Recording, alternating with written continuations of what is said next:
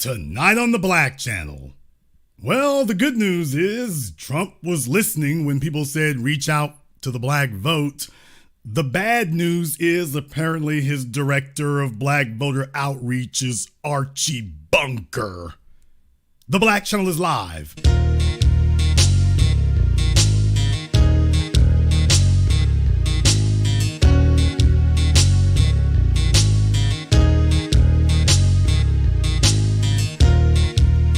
Unapologetic, unadulterated, and absolutely uncompromising. Greetings, brothers and sisters from around the world, and welcome back to the home, the haven, the stronghold, and the everlasting super fortress of intelligent black thought. We are the Black Media, and this is the Black Channel. And I am your host, your brother, your humble servant, the voice of Black America, the Black Authority, broadcasting to you live from the only historically black college and university of higher education and learning in the cosmos. You are, of course, welcome to join us. And join us you shall, because on tonight's program here, well, boy, I'm telling you, heading into the South Carolina primaries, Donald Trump is putting the coals to it here.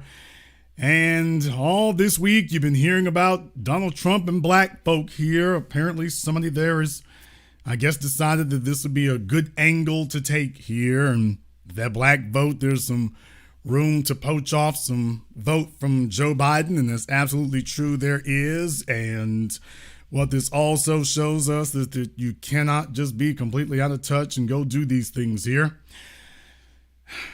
I'm not going to go to the low-hanging fruit here. We'll talk about tennis shoes later. Trump just finished doing a speech at the Black Conservative Federation. That's the name of it, the Black Conservative Federation. And in case you are wondering, yes, it's every bit what you think it is. It absolutely is. Where should I begin? Because there's just so much here. There's just so much. Why don't we go ahead and start with a reliable source, Fox News. Let's just go there. Because I could do a bunch of things, but why don't we just go to Fox News first?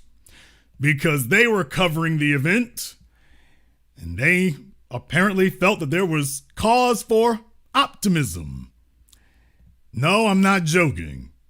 All right. You can hear it for yourselves from Mr. Lawrence Jones. By the way, fair use.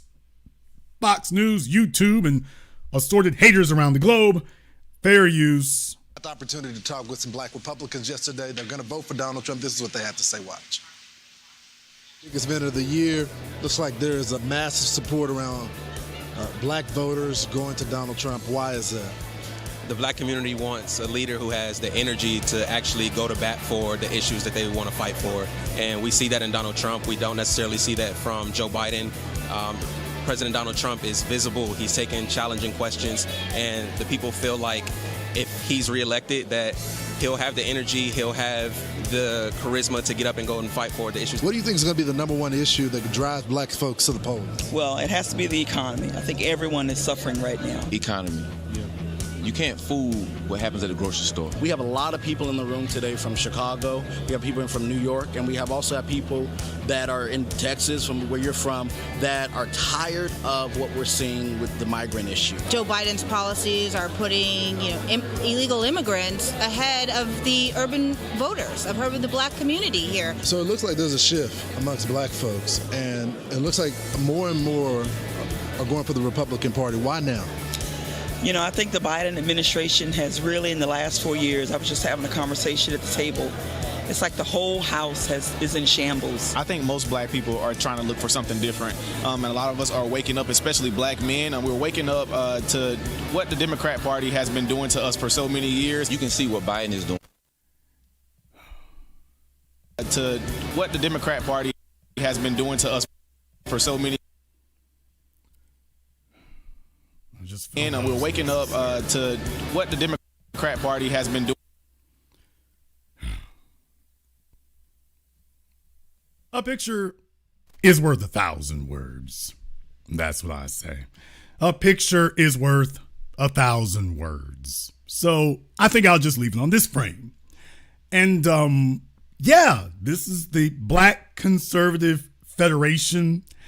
I don't know where they come from. I don't know how long they've been there. I don't know who put it together. I don't know who runs it. I don't know anything about it. But what I am going to say here is they invited Trump, or Trump invited himself.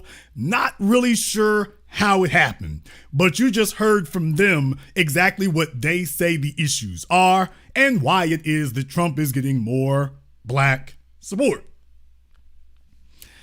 So you heard that from yourselves. All right. How about the man of the hour himself, Donald J. Trump? He shows up at the event. He had some choice words and people. I don't even have Pepto for this. It's just like, do you have an anti-vertigo medication? That's the one I'm looking for. Because is this the same Donald J. Trump? It's a whole new day floating around here. All right, I've gotten some specific sound bites here that I want for you that we're going to go ahead and play. And I want you to hear for yourselves what he was talking about. And I heard what he said to you. He gave a speech today at Rock Hill. He tore the house down. He's better for me than he is for himself. You know that? Right? You know why? He's a good person. I don't mind speaking about myself. He doesn't like speaking about himself. He likes speaking about people that he thinks can do a great job. So Trump is buttering folks up here. He has something else to say here, by the way. He wanted to let you all know that he's just like black folks. He wanted to let you know that he is just like us, just in case we forgot or in case we were not aware. He's just like us. Go around now saying, you know, we shouldn't have impeached that guy. He was absolutely right. But we beat him twice. But I got indicted for nothing, for something that is nothing. They were doing it because it's election interference. And then I got indicted a second time and a third time and a fourth time. And a lot of people said that that's why the black people like me, because they have been hurt so badly and discriminated against. And they actually viewed me as I'm being discriminated against. It's been pretty amazing. But it possibly, I don't know, maybe.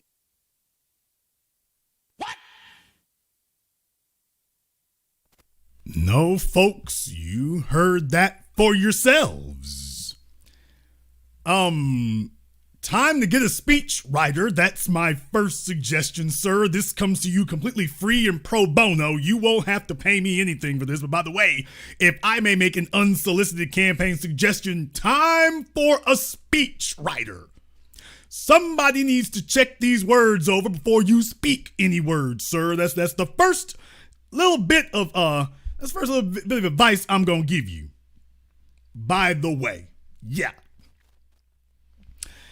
boy, I'm telling you, all you have to do is go out there and don't say anything silly. That's all you have to do. If you want to beat Joe Biden, just don't say anything stupid or silly. And here he comes along to say, by the way, this will show black folk that I really understand right here.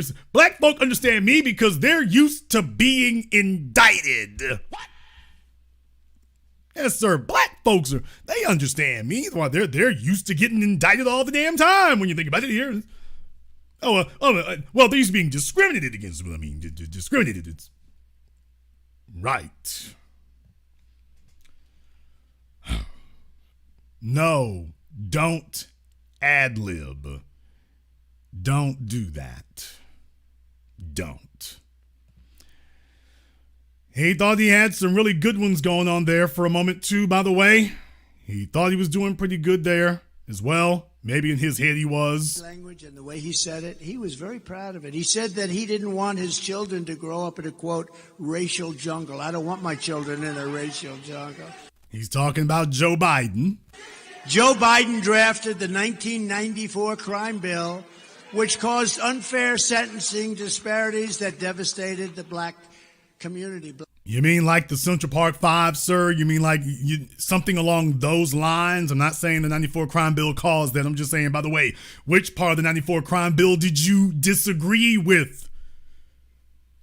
By the way, Mr. Trump, which part of the 1994 crime bill did you disagree with back in 1994? What? I'm just curious. Can anybody tell me which part of the 1994 crime bill that Donald Trump disagreed with in 1994?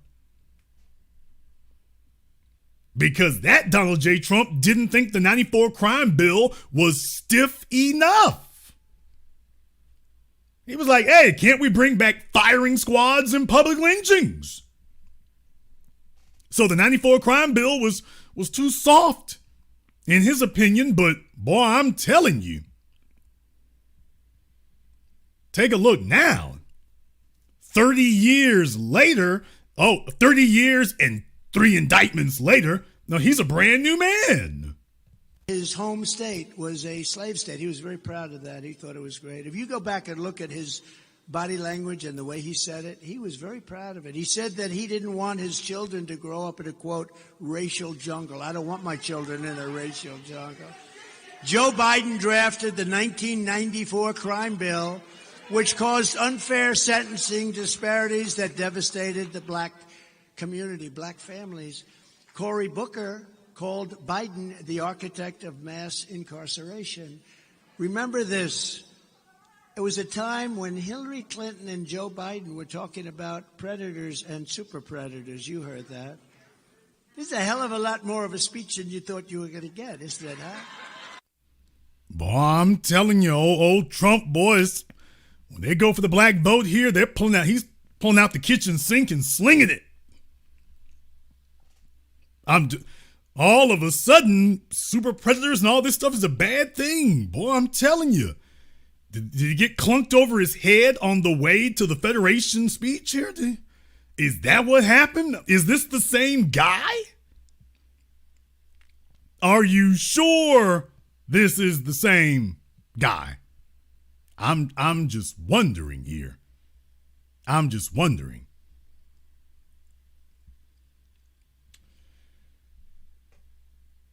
He said some other cringeworthy things here. The thing that got folks really talking here, I'm going to switch up the order in which I'm going to play this real quick. The thing that really got folks talking here was something he had said near the beginning. About 13 minutes in, he was looking for somebody in the audience. He was looking for some pastor or something. And I want you to see what it was that he said that really got a lot of folks focused on this speech in particular here. He indicted me. I said, I can't believe it. I got indicted. I got impeached and we won them, thanks to these couple of guys back here. But I got impeached, and Ben was helpful too, I will tell you. But I got impeached. That was a terrible thing. Should never happen. And it turned out I was right on the impeachment. The phone call turned out to be exactly right. They found the laptop from hell. It confirmed everything that I said. They actually go around now saying, we shouldn't have impeached that guy. He was absolutely right. But we beat him twice. Okay, that's the wrong clip there. Wrong of one. Everything. They're the cleanest people. I often say this guy, who had a rough life, is cleaner than anybody else in the room. All dilettantes, right? They say the cleanest. But it's something that I really appreciate. Okay, more clean black folk here, I imagine. More clean black people. So it's so glad we got that together there. Between him and Joe Biden is okay. That must mean something when you keep hearing them refer to it that way. So we appreciate some of the people that I gave pardons to are in this room, and we all know who you are. I know who you are, and it was my honor. It was my honor. A man who I really like, and he's a hell of a pastor, I can tell you that, Pastor Mark Burns. Mark, where are you? Where's Mark Burns? He's a great guy. Good.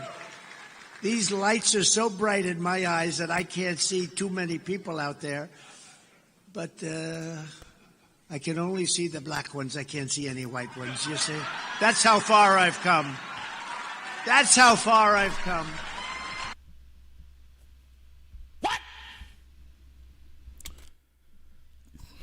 So he's looking for somebody in the audience, and he can't. The lights are so blinding. I can only see the black folk. I can't see the white ones here. So I can't see anybody. Well, just the black people. I can only see you. I can't see the white folk. It's all right. And then he says, "Look how far I've come. Do tell. Do tell. Look how far I've come. How far you come from what?" Wait a minute. Let him finish that thought. Wait. Stop the speech for a moment. Finish that thought for us right quick. How far you come from what? The Central Park 5? By the way, how far have you come? We're just curious out here before we go any further. So we appreciate some of the people that I gave pardons to are in this room, and we all know who you are. I know who you are, and it was my honor. It was my honor. A man who I really like, and he's a hell of a pastor, I can tell you that, Pastor Mark Burns. Mark, where are you? Where's Mark Burns? He's a great guy. Good. These lights are so bright in my eyes that I can't see too many people out there. But I can only see the black ones. I can't see any white ones, you see. That's how far I've come. That's how far I've come. That's a long way, isn't it? These lights. Saturday Night Live is gonna have a field day with this one.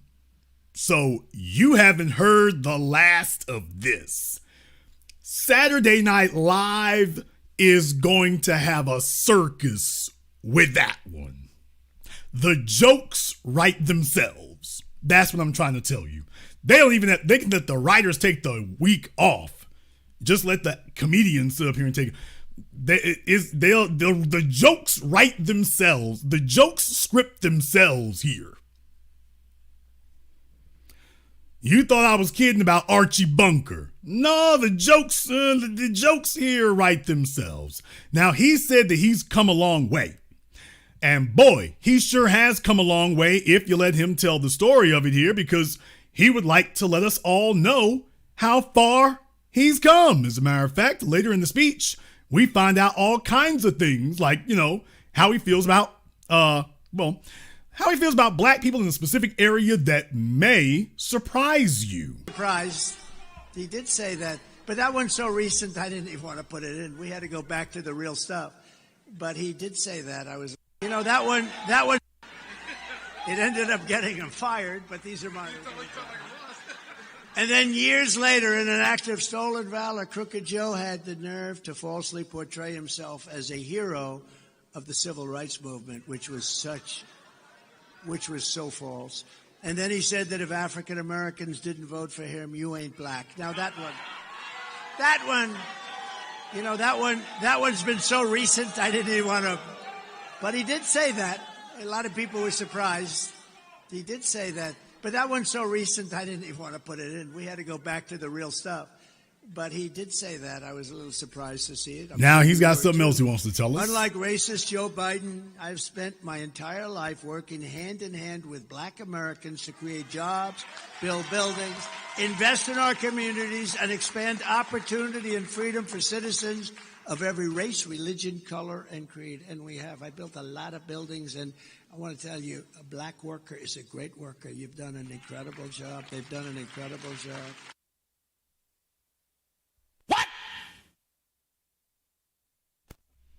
Well, folks, you heard it for yourselves. He's built a lot of buildings, and black workers are a great worker. We gotta tell you that right there, boys.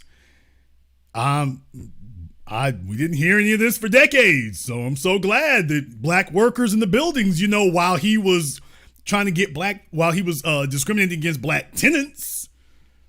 Don't worry about that one. Don't worry about that one there. We wouldn't want that to get in the way. Build buildings, invest in our communities, and expand opportunity and freedom for citizens of every race, religion, color, and creed. And we have. I built a lot of buildings, and I want to tell you, a black worker is a great worker. You've done an incredible job. They've done an incredible job. Really talented. Now wait. Great people. And that goes for others too. Hispanic is incredible. You know, the Hispanic numbers are, Ben, you know, they're through the roof. In Miami, we're leading in Florida with Hispanic. Yeah, there you go. Y'all thought I missed that part. No, I didn't. I bring you the 720 degrees of analysis you'll receive absolutely nowhere else. So he compliments us, and then immediately after doing that, then we got to sit up here and hitch other folk onto it. You're at the Black Conservative Federation. If he went to the National Council of La Raza, would he be talking about Hispanics are great workers? You know what? Black folk are great workers too. Now, would he be sitting there and saying that? You know, Hispanics are great workers, but also blacks are great workers too. Just thought I'd go ahead and remind you that that's floating around out there. If you say to yourselves, there's no way on this side of Southwest hell that he would go to the National Council of La Raza or go on Telemundo and say, Hispanic workers are good workers, but black folks are great workers too, give me the black fist emoji in the chat room and hit the likes button for me. It's almost 4,000 people in here live in just the first 20 minutes. If you agree with me that he would never say that to a Latino audience, he would never tell them y'all are great workers, but black folk are great workers too.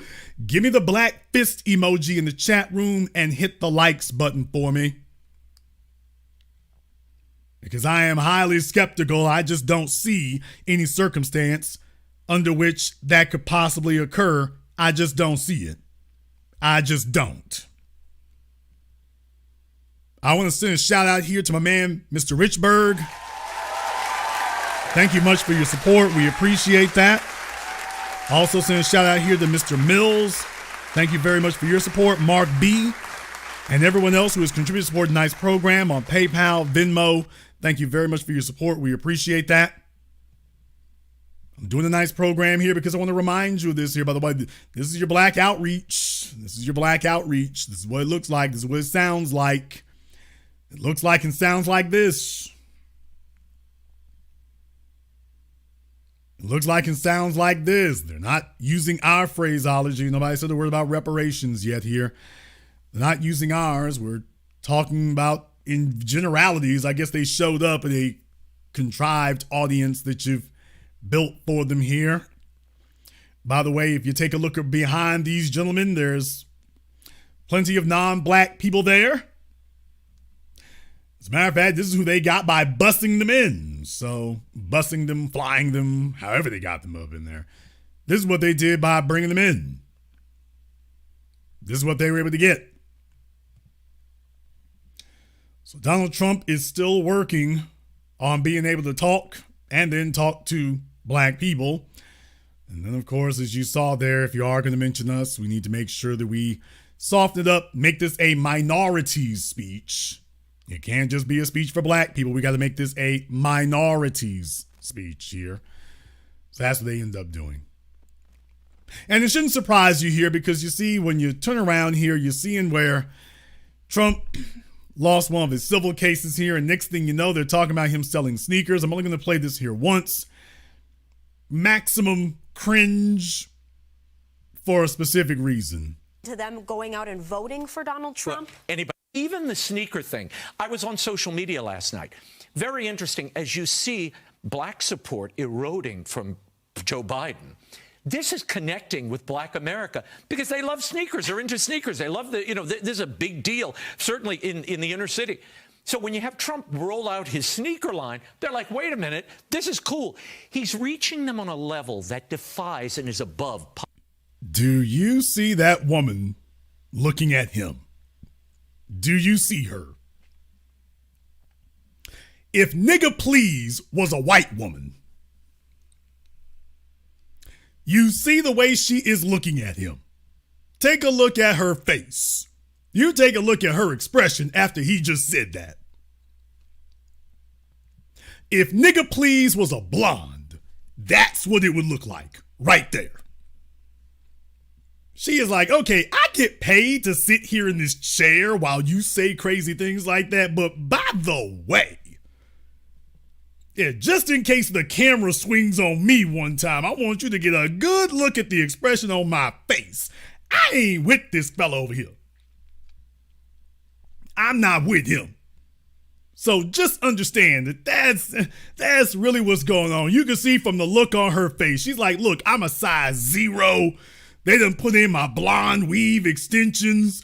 But while he's talking, she's like, I done been with enough black men to know, yeah, what you saying is silliness here. So just keep the camera on him because the rest of us are rolling our eyes.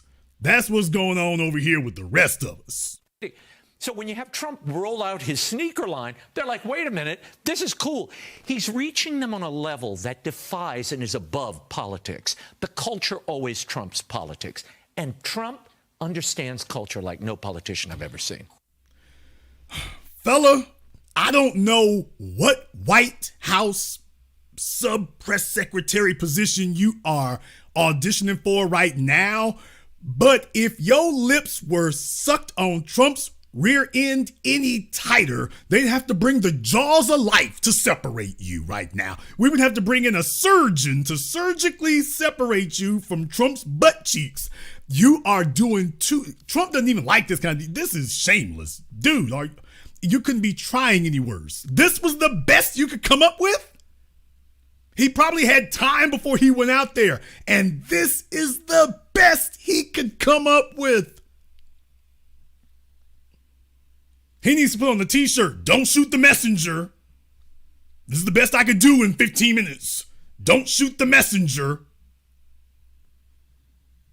Question for you on that point, though. Yeah. Will the people that are excited about the sneakers and excited about Donald Trump, a whole panel full of white folk, keep this in mind, a whole panel full of white folk to discuss Donald Trump, sneakers, and Negroes. So just keep this in mind. The optics of this are not cringeworthy. They're absolutely horrifying.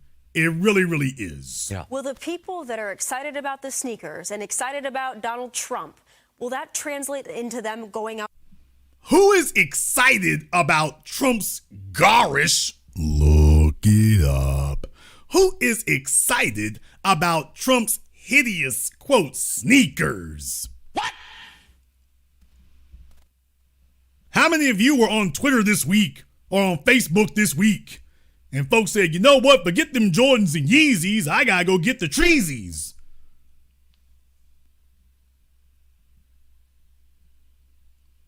We already had our Yeezys, let's go grab some Yuckies.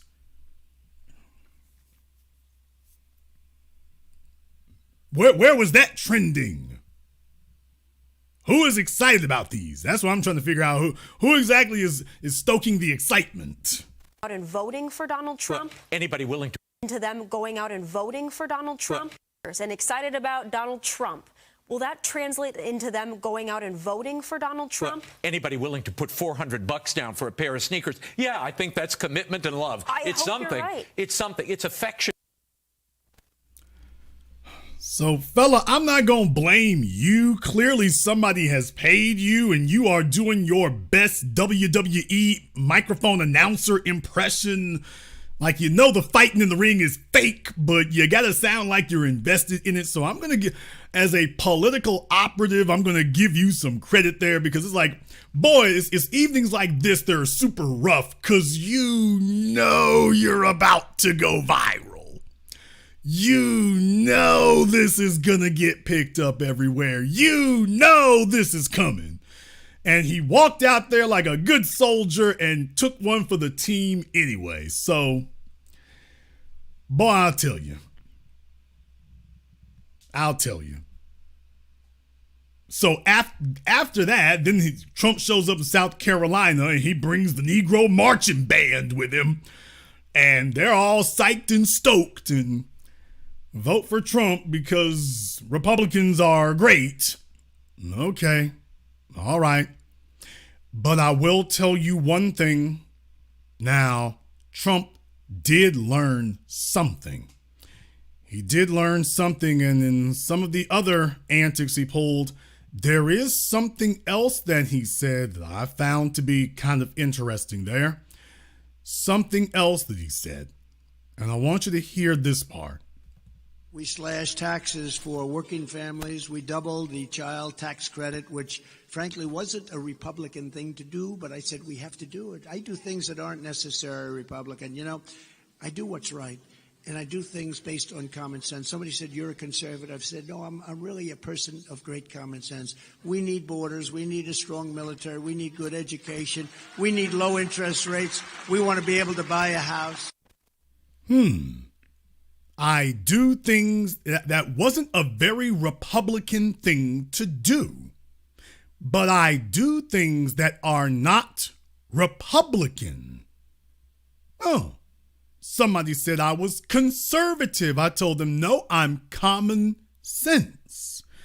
Now, that did come from, I'm not going to say totally from an advisor, but somebody definitely advised him, you need to go out and make a distinction between yourself and conservatives, between yourself and Republicans. You need to go make a clear distinction between yourself and them. And that was what he did. Found that to be interesting. So somebody was advising him on something. Someone was advising him on something. And he paid attention. He paid attention at least for a few moments before he goes off into something else. Find that to be very interesting here, though, when you're talking about indictments, when you're talking about things like that, and that's gonna be the pill that gets you over there. I want to talk about that for a little bit here, but I want to cover one more thing before I do. Because Kamala Harris and friends, Kamala Harris, the gift that keeps on giving, Kamala Harris put up a graphic on her Twitter page to talk about jobs and to talk about how great of a job that Joe Biden is doing. And if you take a look on your screens right there, you can see it for yourselves. I'll try to blow it up a little bit here. You can take a look on your screens and you can see the graphic that she's got playing on her Twitter page. And I saw it, and after I finished deciphering it, I said to myself, let me take a look and see. And then I realized what I was seeing. I said, okay, Reagan, Bush the elder, Bush the younger, Donald Trump, Joe Biden. Well, I found that to be very interesting. Very interesting because ain't somebody missing? As a matter of fact, aren't a couple of somebodies missing? 4 decades of presidents. You skip Bill Clinton and Barack Obama. Folks, not just Obama, in the middle of Black History Month, by the way, not only did they miss and then skip over Obama, they skipped over Clinton too. So yes, you're right to recognize, by the way, ain't somebody missing Obama? Yeah, but what happened to Clinton? So I couldn't help but notice when they're talking about the jobs record, they said, don't look at anybody else, just take a look at us over here. Just take a look at this. Is this Obama going under the bus? I'm not sure. Is this them making a change from it? Not certain. Because here's the killing thing. What if those numbers for Obama were lower than the numbers for Trump? Have to take a look at it and see. But they certainly, at best, they didn't want to make a direct, they didn't want to have to compare the two Democrats to the Republicans. At best, they didn't want to have to compare that. At worst, Biden is trying to stand out and separate himself from Obama. At worst. At worst, you're trying to do that. So you take a look at these things and you see how that's going, and some folks are really worried, and they should be. They should be. Trump is trying to court the black vote here, so he's definitely made it known. Okay, let's see if he can get his toes in the water and get his feet wet there for a moment. But boy, I'm telling you, back off the sneaker thing, dude. I have a bunch of free campaign advice to give you. A bunch of it. A bunch of it. Okay, all jokes to the side, here's the real point about this. The real point about this is you wouldn't have ultra clumsy things like this if you actually had some black people who are respected and who spoke to and for the grassroots to come talk to. That's the difference. The reason why these things don't go very well is because these Negroes here don't represent anybody. Even the black folks who are discontent with Joe Biden and the Democrats, these black conservatives with their bow ties on, they don't represent us. They don't represent the people. They don't represent the rank and file. If Donald Trump was going to do something like that, you can go talk to Mike Tyson, assuming he hasn't blown his black credentials to hell. But the folks running around out here with these parties, what I'm saying is you don't have a bunch of us out here going to these functions and there are just as many white folk in the audience as black folk. It's the Black Conservative Federation, but there's just as many white folk as there are black folk. What I'm saying is, you're out of touch. You're out of touch. You can't go and get some well-paid mouthpieces and then go have a photo op. That's not what helps you. What helps you is taking some real risks. What helps you is actually talking to the grassroots. What helps you is doing that. That's what helps you. If you really want to turn that dynamic upside down, that's what helps you. But there's a bigger problem here. The bigger problem is you can't just parachute in a few months before the election and say, hey, black folks, remember me. When you're in business and you've got a public relations problem, the public relations firm isn't going to tell you you should talk about the issue where you're deficient once every 5 years. If there's an issue that's dragging you down and making you less competitive than your competitors, they're going to tell you you've got to focus on this. Don't sit up here and focus on where you're strong. You got to focus on where you're weak at. And if you feel that Biden is weak in an area, you're supposed to have a years-long campaign. You can't wait until election season and say, okay, we're going to go ahead and show up. Joe Biden thinks he's going to do that now, and it ain't going to work. Joe Biden thinks he's going to sit up here and put a battery in Roland Martin's bulbous back, and that he's going to sit up here and that's going to work, and that's not going to work for you. We remember that we haven't heard from you. This is what you do every week. This is what you do every year. This is what you do every time. And we're paying attention every time. This idea that you can just parachute into town and talk to us when you feel like it or when you need something, that's the part that doesn't work. You need to have a steady, consistent line of communication. If you want us to take you seriously, you have to have a steady and consistent line of communication. You got to have that. This notion that we're just sitting around waiting for election season and we're not paying attention until election. We're a black folk, man. We're paying attention 24/7. We're paying attention 365. You ask Joe Biden if we've forgotten about the 94 crime bill. Ask him if we're only paying attention in election years. You go ask him if that's the case. No, you can't just show up out of nowhere, pop up and say, hey, let me hold something. The problem with the Republican Party, and by the way, Trump looking disingenuous to the side.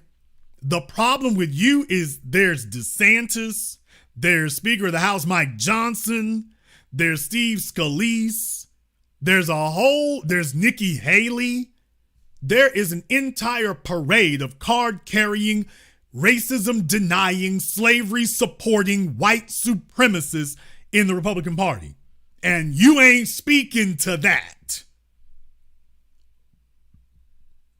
Don't sit up here and tell us about voting Republican, and we're sitting up here rattling off a list of card-carrying white supremacists, and y'all are not taking care of that issue. If you're this comfortable being this close and this adjacent to card-carrying white supremacists, then I must assume you are one. Anybody who's sitting there and their eyes are wide open and they grinning and their bow ties are spinning, and you're this comfortable sitting next to card-carrying white supremacists blatantly in the open like that, I got to assume you are one. I have to assume it. Please tell me why it is the Republican Party is such a intense magnet for white supremacists of every shade and stripe, including Asian white supremacists. They consider this to be home. They consider this to be home. Explain to me why that is. You have an issue. You have a problem. And what I'm saying, on the one hand, you're talking about, okay, give me some tax cuts. And on the other hand, here comes Vivek Ramaswamy.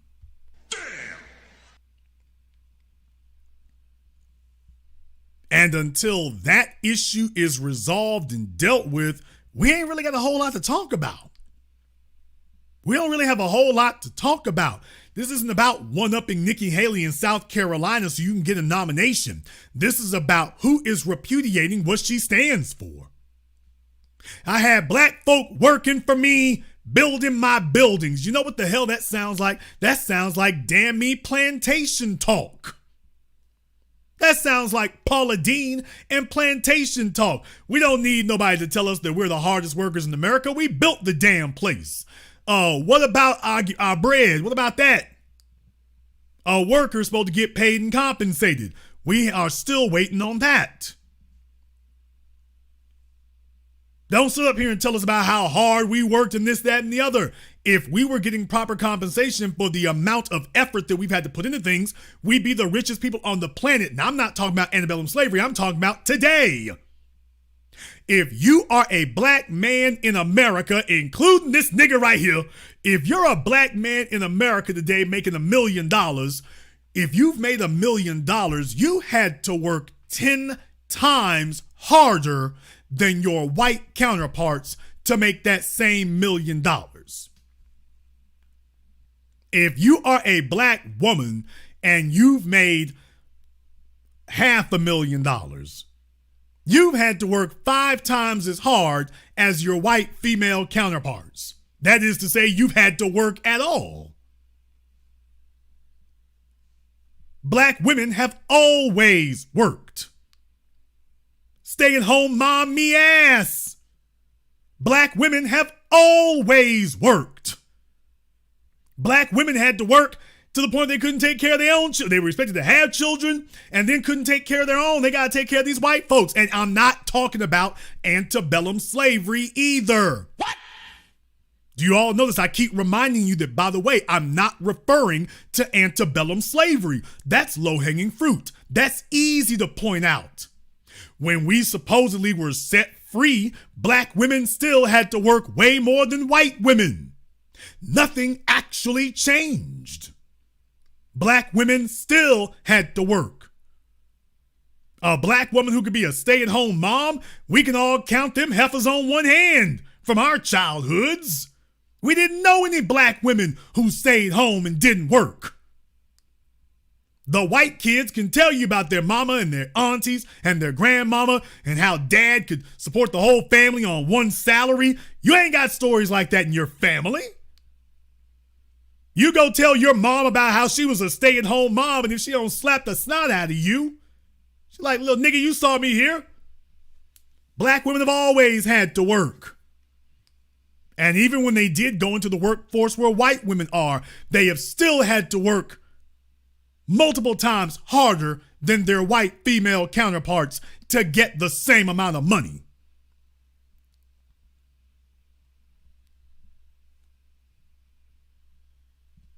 Now that's the part that still exists today. That's the part we ain't talking about here. Is, by the way, as black people today, we still have to work several times harder than our white counterparts to make the same money. And don't even get me into real money. Don't even get me into life-changing money. Don't even get me into generational wealth territory. Don't even get me started there. As a black person, you got to be some damn idiot savant or some undercover genius, or you got to work 90 hours a week, but you're going to have to do multiple times more work than everybody else. More work intellectually, more work emotionally, more work socially, more work networking. As black people, we got to build networks. White folk can just tap into the network they got. Asians can just tap into the network they got.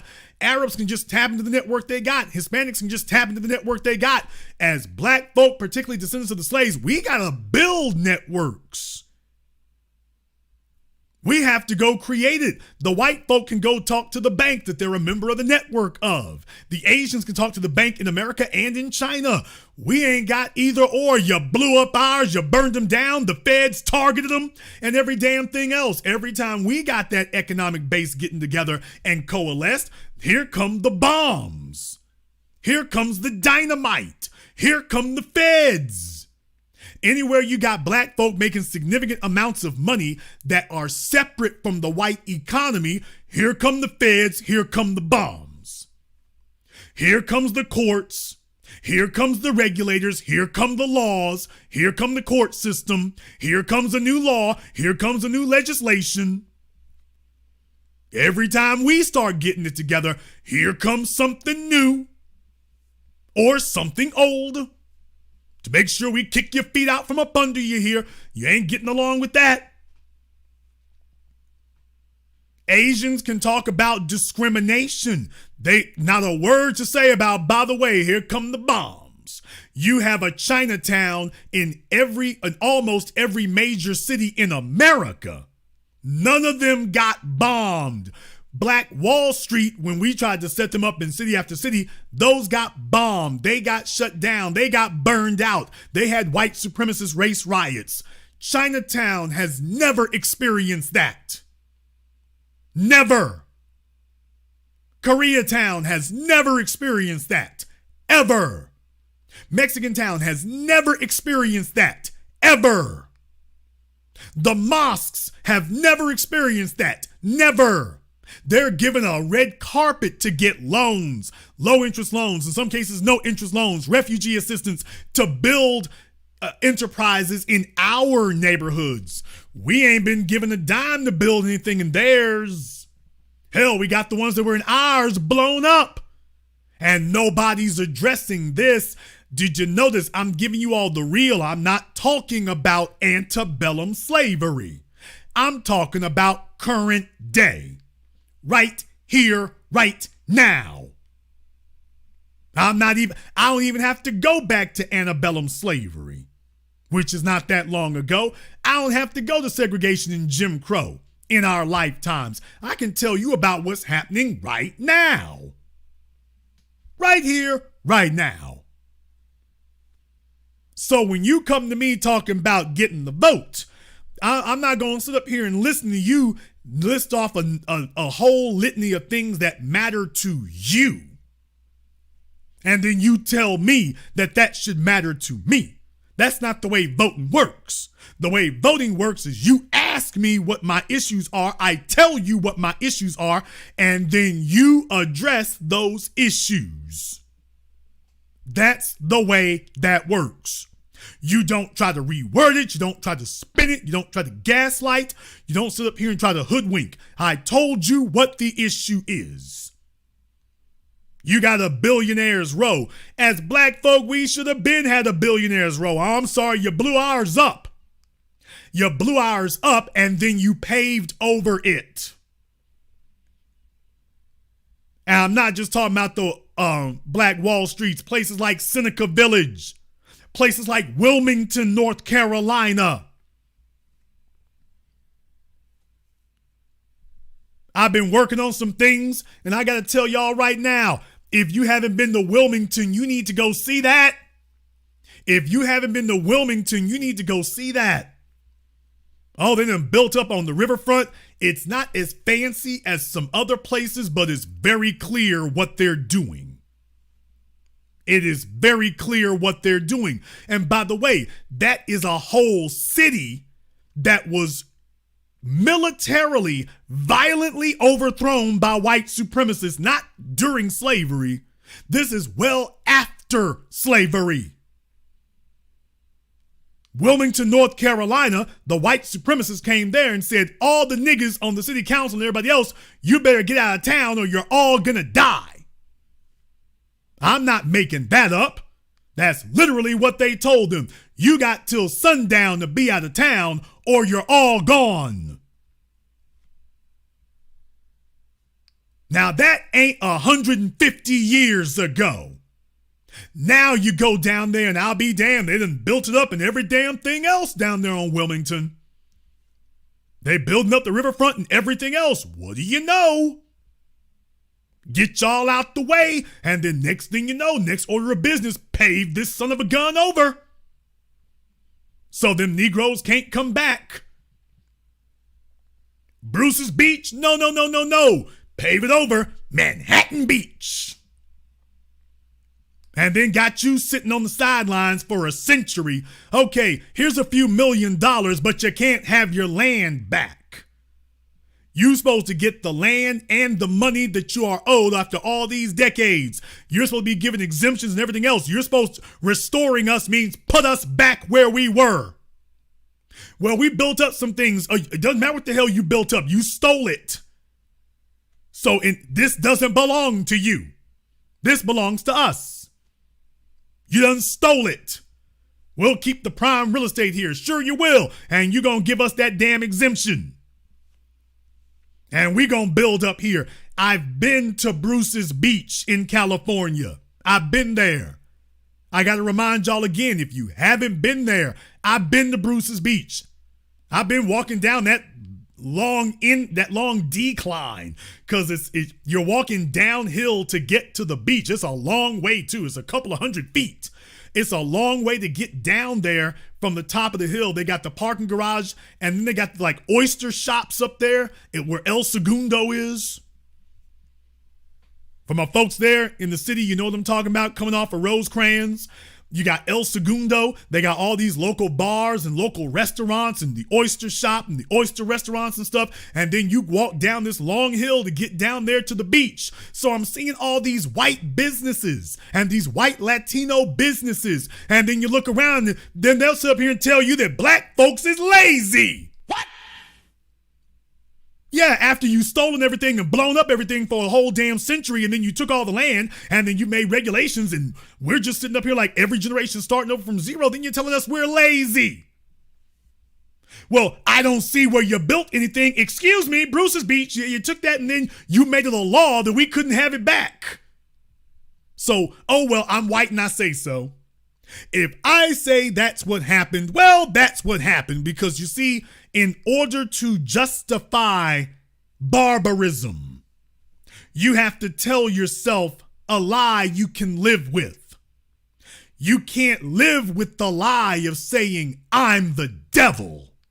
You can't live with that one. You can't live with the lie of saying, I'm the monster. You can't live with that one. So eventually you're going to have to come up and say, oh, well, you know, you all really didn't want it. Why, you were just lazy. You just didn't want it. You see, that's a lie you can live with. Well, I didn't do it to you. You did it to yourself. Why, none of you even wanted it. It was just sitting here. We're the only ones who did anything with it. Then you read off to them this laundry list of places from California to Cleveland that they have taken and stolen over and over again everywhere across this country where black folks set up shop. We didn't set up shop and look for the first damn plantation to go back to work for. We set up shop and started building our own. And then they said, okay, you niggas doing too much. Let's go ahead and blow this damn thing up. And then they come back just like everything else they stolen, from the music to the art to the cooking. After they've stolen it, bastardized it, hijacked it, and everything else, they come back to you 40 years later and tell you that they didn't steal nothing. They made it. What they tell you now is that they didn't steal anything from us. They created it. Which is what they say with everything now. Everything from jazz to zoot suits to rap music. You give them 2 or 3 decades, and then when they come back to your children, they're telling you that they made it. All of us now have to go through our history about the cowboys to find out, oh, by the way, from cowboys to horse jockeys, white folk wasn't doing that work. That was us. But when you turn on the movies, they have replaced the black cowboy with some white frontiersman and told you that the frontiersman is in fact the cowboy. So they've done this meshing of the two, which is in no way synonymous with the actual history. In no way. There were not cowboys trekking across America. That wasn't the way that works. So where did your education about, quote, cowboys come from? Oh, it came from Hollywood. It came from movies. That's where you got your education about who the cowboys were. You did not get your education from a history book and certainly didn't get it from thought out studious research. You never researched the cowboys, and the schools won't do it for you. They will mention the cowboys in passing. They'll show a white man with a hat and some chaps on, but they will not go into actually who was doing that. Your education comes from the movies. And as we all know, the movies were specifically created for the purposes of propaganda from the very first birth of a nation on forward. The movie industry was specifically set up because they understood the power of imagery. This is a propaganda mill. And the first thing they did was go to work rewriting the history.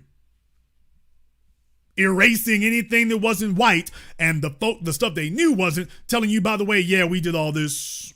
We did all this. Now you've grown up, and if you don't research it and look into it, do you realize how much effort has to go into researching it now?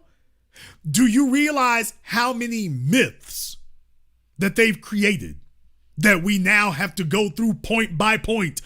Just where the West is concerned, after slavery, not even before, after slavery, just the westward expansion. Do you realize how many myths and lies and fictions have been created about that to whitewash it, to dominate it culturally, that we would have to go point by point to go debunk now?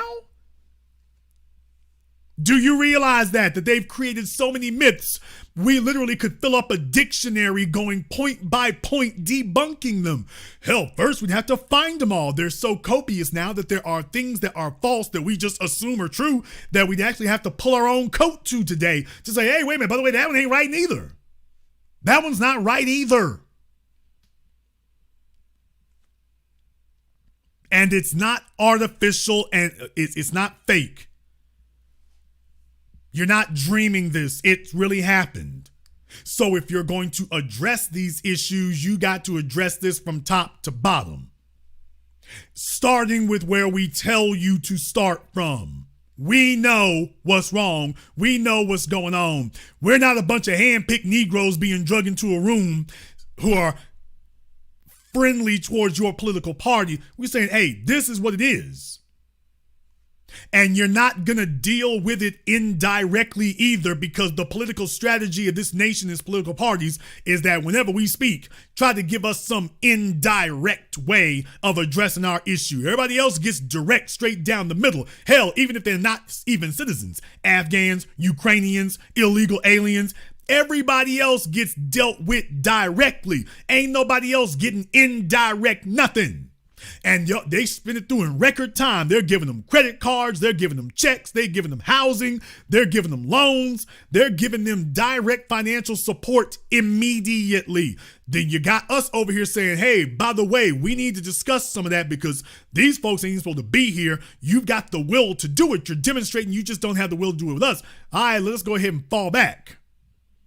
It is not that they don't know. They do. They've always known. This is about how far can we go stalling you and you'll accept the status quo. So just understand here, I expect cringeworthy stuff from Trump, and I'm like, okay, when you finish making a buffoon of yourself up there on that stage, when you finish doing that, when we gonna talk about these tangibles? Yeah. He's saying the same silly stuff he's been saying. If he wants my support, let's talk about them tangibles. Let me be very, very clear with you all right here tonight. I've said this before. Let me reiterate this again. He doesn't even have to say the word reparations. Did y'all get that? What? Understand something. He ain't got to say reparations. I know reparations when I hear it. That I also know it when I don't hear it. Which is why when I was talking about here last week in California, the so-called reparations bills, those aren't reparations bills. Yeah, understand something. We're not silly. You can put the word reparations in something, but if this is not actually a reparations agenda, I don't care that it says the word reparations. Guess what? The inverse is also true. I don't care if something doesn't have the word reparations. If I read it and I see, oh, this is a reparations agenda. Okay, we can go with that. I'm perfectly fine with it. We don't even have to use the word reparations. I need to see my agenda on here. I need to see my agenda. That, folks, with the Ukrainian stuff, they call that foreign aid for Ukraine and Israel and Afghanistan. They call that foreign aid. Okay, we can call this domestic aid. I'm good on that. I'll go for that. I can go for that one right there. Let me read these words. Don't sit up here and think you're going to put the word reparations in it and then you're sitting up here calling out some milquetoast generic stuff that doesn't have anything to do with us and I'm going to go for it because it says reparations at the top. And the other way around, if I read it and it doesn't say reparations at the top, it's domestic aid. It's like, okay, well, all right, black business, black money, black checks here, black investment. Okay, I can go for that. We can do this. Here we go. Yeah, that I'll go for. You damn right. Sure will. Absolutely. If you're offering tangibles, I'm going to know it when I see it. If you're offering a reparations agenda, I'm going to immediately, all of us in here can identify it as soon as we see it. All of us in here recognize the agenda as soon as we see it. We ain't got to sit up here and discuss this. Jewish people don't have to discuss this with nobody else. Nobody even has to say Jewish. They just get what they need to get, and that's it. Don't call them by name. As a matter of fact, they prefer that you don't call them by name. Okay, but what they do is like, they don't care what you call them. Well, they're going to read the bill and see, okay, what's in here for me? They don't care about you saying whether it's Jewish or not, Asian or not. They're going to read the text. Okay, what's in here for me? And when they look in there and see, okay, $20 billion for Israel. All right, we gone. All right, vote. Whoever he is, vote for him. Whoever he is, whoever he wants, vote for him. All right, that's it. Didn't have to sit up here and say the word Jewish at all. He read it and was like, okay, this is where the money going? All right, vote for him. Guess what? The same thing works for us too. The same thing works for us too. The same thing works for us too. Right now, you have the American government sitting up here working to enrich the Chinese at every conceivable level. On every conceivable level. I have absolutely no problem with them. You want to put together a black Marshall Plan, you want to put together that works perfectly fine. You want to go through the banks, that works perfectly fine. You sit up here and you go grab those white kids and you stockpile them at Harvard, you stockpile them at Stanford, you got Mark Zuckerberg, you got, what's his name over there at Twitter? The bearded guy, name slips me off the top of my head. But one of the Twitter founders who messed over the other guys, by the way, that's always happening. Every time they turn around, they get together, they start a company, and they start knifing each other. Elon Musk, Mark Dorsey, that was his name, Dorsey. Dorsey over there at Twitter, Mark Zuckerberg at Facebook, all these other places over here. The bank sat up here and gave them tens of millions of dollars in funding, and you got Ed Blum going to the Supreme Court to try to yank ours out from up under us? Jack Dorsey, thank you for that. Not Mark Dorsey, Jack. I'm getting my folks messed up. There's Mark Zuckerberg. Either one of them, you can keep them. Mark Dorsey and Jack Zuckerberg, either one of them, they done got everything they needed. The banks lined up for them to the tunes of hundreds of millions of dollars. And American corporations get that to this day. We're having cell phone blackouts that I suspect were cyber attacks. But even if it was just AT&T and its shoddy infrastructure as usual, they still get billions of dollars in taxpayer money for their networks that they ain't even keeping up properly. These are mature businesses. These are the largest corporations on the planet, and they are still getting megatons of government aid. Getting megatons of it while telling you and me what they don't have and what they can't do. AT&T don't need a damn thing. AT&T can go to the damn investment banks and get billions of dollars. They don't need to go into taxpayers' pockets. You come take that money and you come funnel that over here to us. If you want to do something there, yeah. Whatever you just did for AT&T, yeah, funnel that over here to us. Right there. Yeah, see, you got the money right there. I knew you did. Right there. We ain't got to call it reparations. That's perfectly fine by me. You can call it the Urban Telecommunications Act. Whatever you want to call it. That's perfectly fine. Let me look up in here. Okay, this who gonna get it? This who gonna get it? Okay. Vote for him. Vote for him. Whatever he doing, just vote for him. Y'all better believe, just like we're taking a look at everything else and we see where you're diverting the money outside and away from us, when you start diverting the money back over here, we gonna recognize it. We will see that immediately. We sure will. If you were doing that, we would recognize it immediately. The fact that it's not happening, that's the problem.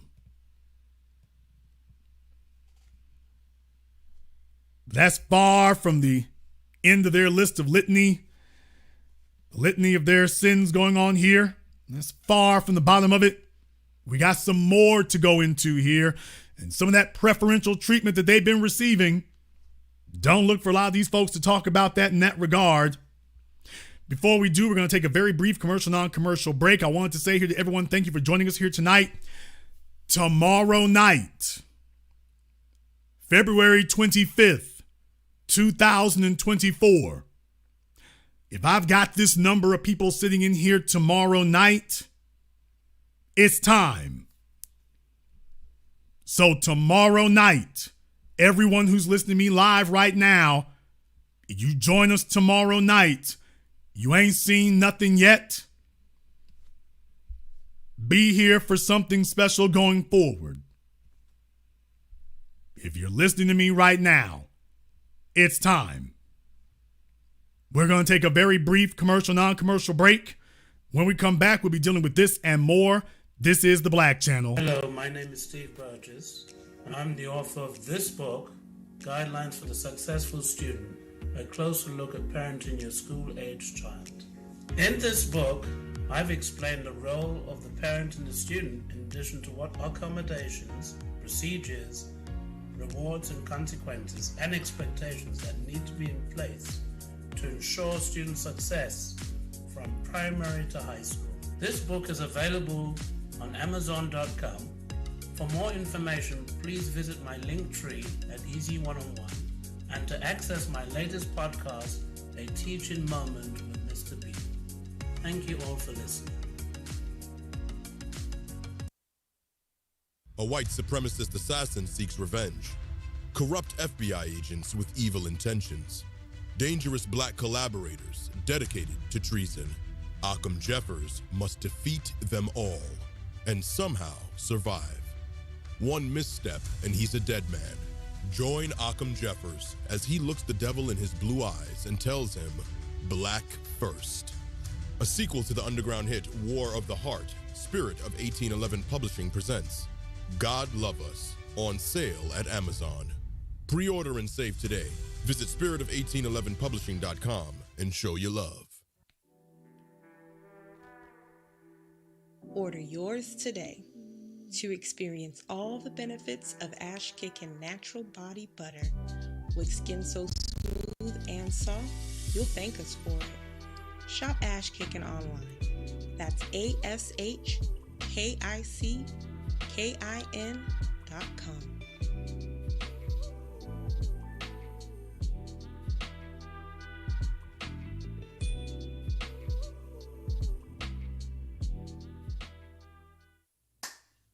Hi, this is Brenda Starr, creator of Poetry with a Purpose and author of the book Pressed But Not Crushed. Pressed But Not Crushed is an anthology of political poems that address current and historical issues in American descendants of slave population and African American population. The book describes slavery and its residuals, Jim Crow segregation, social depredation, and other relevant issues to American descendants of slaves and African Americans, including the current political climate that does not address our issues.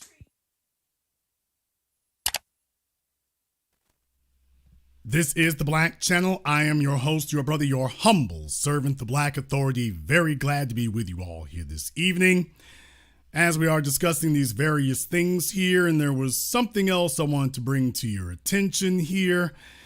Because, boy, I'm telling you, there's folks out there, when you talk about campaign season, if you want to talk about, Trump trying to compare himself to black folk, talking about got indicted. No, sir, that's not the way that works. That's really not the way that works. When you talk about the judicial system, we don't get the same treatment. On your screen right now, for those of you who may not have been aware, here on your screen is a recent court case that happened. An Illinois judge, he reversed a rape conviction, and he's now found himself removed from the bench because a judicial panel got together and said that he circumvented the law to do so. Let me go ahead and get you hip to exactly what happened there so you can see what they're talking about. Chicago, Illinois, just in case you thought you couldn't get real justice in Chicago, well, if you have the complexion for the protection, you can. An Illinois judge who sparked outrage by reversing a man's rape conviction involving a 16-year-old girl has been removed from the bench after a judicial oversight body found he circumvented the law and engaged in misconduct. The Illinois Courts Commission removed Adams County Judge Robert Adrian from the bench Friday. Now, I think what they did, they took him off for criminal cases, and now he can only do civil.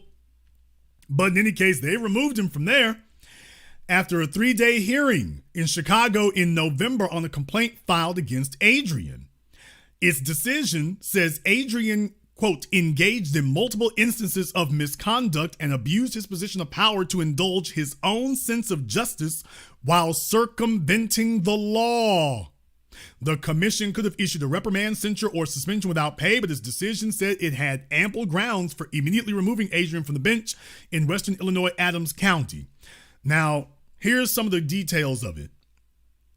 In October 2021, Judge Adrian had found then 18-year-old Drew Clinton of Taylor, Michigan, guilty of sexually assaulting a 16-year-old girl during a May 2021 graduation party.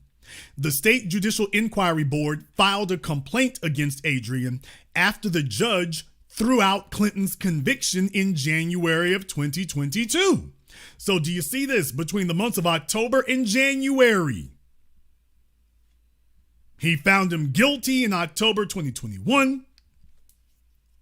90 days later, in January 2022, he threw out the conviction, with the judge saying that the 148 days that Clinton had spent in jail was punishment enough. The complaint said Adrian had acknowledged he was supposed to impose the mandatory 4-year sentence against Clinton, but that he would not send him to prison. Quote, "That is not just," Adrian said. Did you get that? That is not just, Adrian said at the sentencing hearing, according to court transcripts. "I will not do that." Clinton was accused of sexually assaulting Cameron Vaughn. The Associated Press does not typically name people. Well, that's her on the screen because she's come forward when all this started happening. She came forward and said that she wants action taken. Well, she showed the right skin tone, and you can get a judge took off the bench if you're the right skin tone. You can get a judge taken off the bench is what you can do. When you take a look at that, she was able to get a judge taken off the bench. No marching in the streets, no protesting, no calling in the clergy, no bringing in celebrities, no hiring Oprah Winfrey, no purchasing billboards, none of that. You all didn't even know about this case. Hell, I didn't know about the case until recently. Yeah, we want some of this. You know, if Kyle Rittenhouse is still running around with a judge who blatantly ignored the law. It says that Vaughn told the Associated Press in November when she was 18 that Adrian's reversal of Clinton's verdict left her, quote, "completely shocked, but determined to oust the judge." She attended the November commission proceedings with family, friends, and supporters. After Adrian threw out Clinton's conviction, Vaughn said that the judge told the court, quote, "This is what happens whenever parents allow teenagers to drink alcohol, to swim in pools with their undergarments on," she recounted in an account supported by a court transcript of the January 2022 hearing. And that reminds me of Judge Schrader in the Rittenhouse trial. "We're not going to call the victims victims. The law is whatever I say the law is here." That reminds me of him. Sounds just like him to me. Adrian's move sparked outrage in Vaughn's hometown of Quincy, Illinois, and beyond, with the prosecutor in the case saying that her, quote, "heart is bleeding for the victims."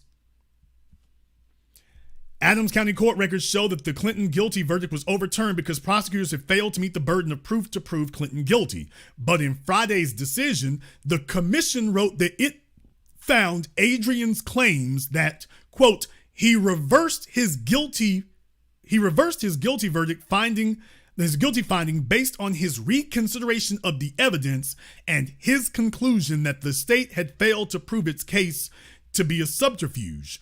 Respondents attempt to justify the reversal post hoc.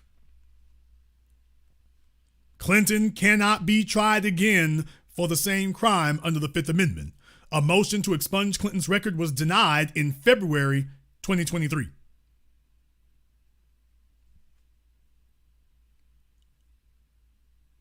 And what we're saying is we want some of that. We want some of that kind of justice. We want that. You want to come to us asking for a vote, we'll take it seriously when we see that kind of thing occurring. We'll take it seriously when we see that occurring. But until then, I don't think we can actually take you seriously on anything. I don't think we can. Furthermore, I don't think we should. Because we know what real looks like. We know what real looks like, and we know what serious looks like, and that ain't what we've been seeing. If what you were doing back then hadn't been illegal, how rich would you be today? My God, I probably would be the richest man in the country. I probably would be richer than Jeff Bezos. Why are black people the poorest people in the world? Well, for the first thing that I would start off with is that we are the only people that ever came over here in handcuffs. So how do we deal with that? We got to break those chains off our minds. My goal in life is to demonstrate that the same skills that I use in the drug business, had I been taught by somebody else instead of a drug dealer, that I could have did anything.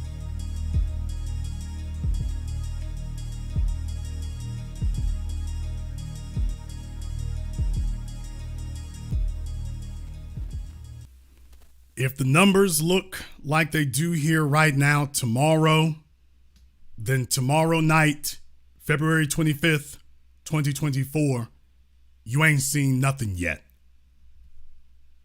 Don't be surprised if I surprise you. Join us. Now, in addition to that, there's also another story. And this dovetails wonderfully off of a piece that I did here, I want to say last year, about when I did the story about all those catalytic converter thefts. And then they found this family up there in New Jersey. And these white folk were sitting up here, making money hand over fist. Millions of dollars, not just dollars, but millions. Living in a big fancy mansion. And I saw another story recently that reminded me of that. It reminded me of that because that's the kind of thing you keep seeing. You keep seeing that kind of thing happen here because you turn on the news, and whenever you turn on the news and you hear about quote unquote crime, first thing they do is they go find some black faces to show you. But here's a story that you may not have heard of here out of San Diego. You're talking about crime in California.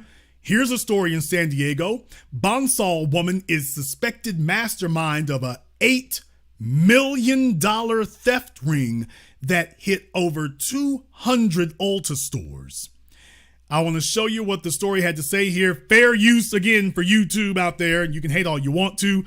I want to go ahead and show you all what the story had to say here. And in other news tonight, we're getting our first look at the woman recently charged with being the ringleader in a nationwide organized crime ring, though at first glance you may take her for another suburban soccer mom. The state attorney general says millions of dollars worth of goods were stolen from stores across the country.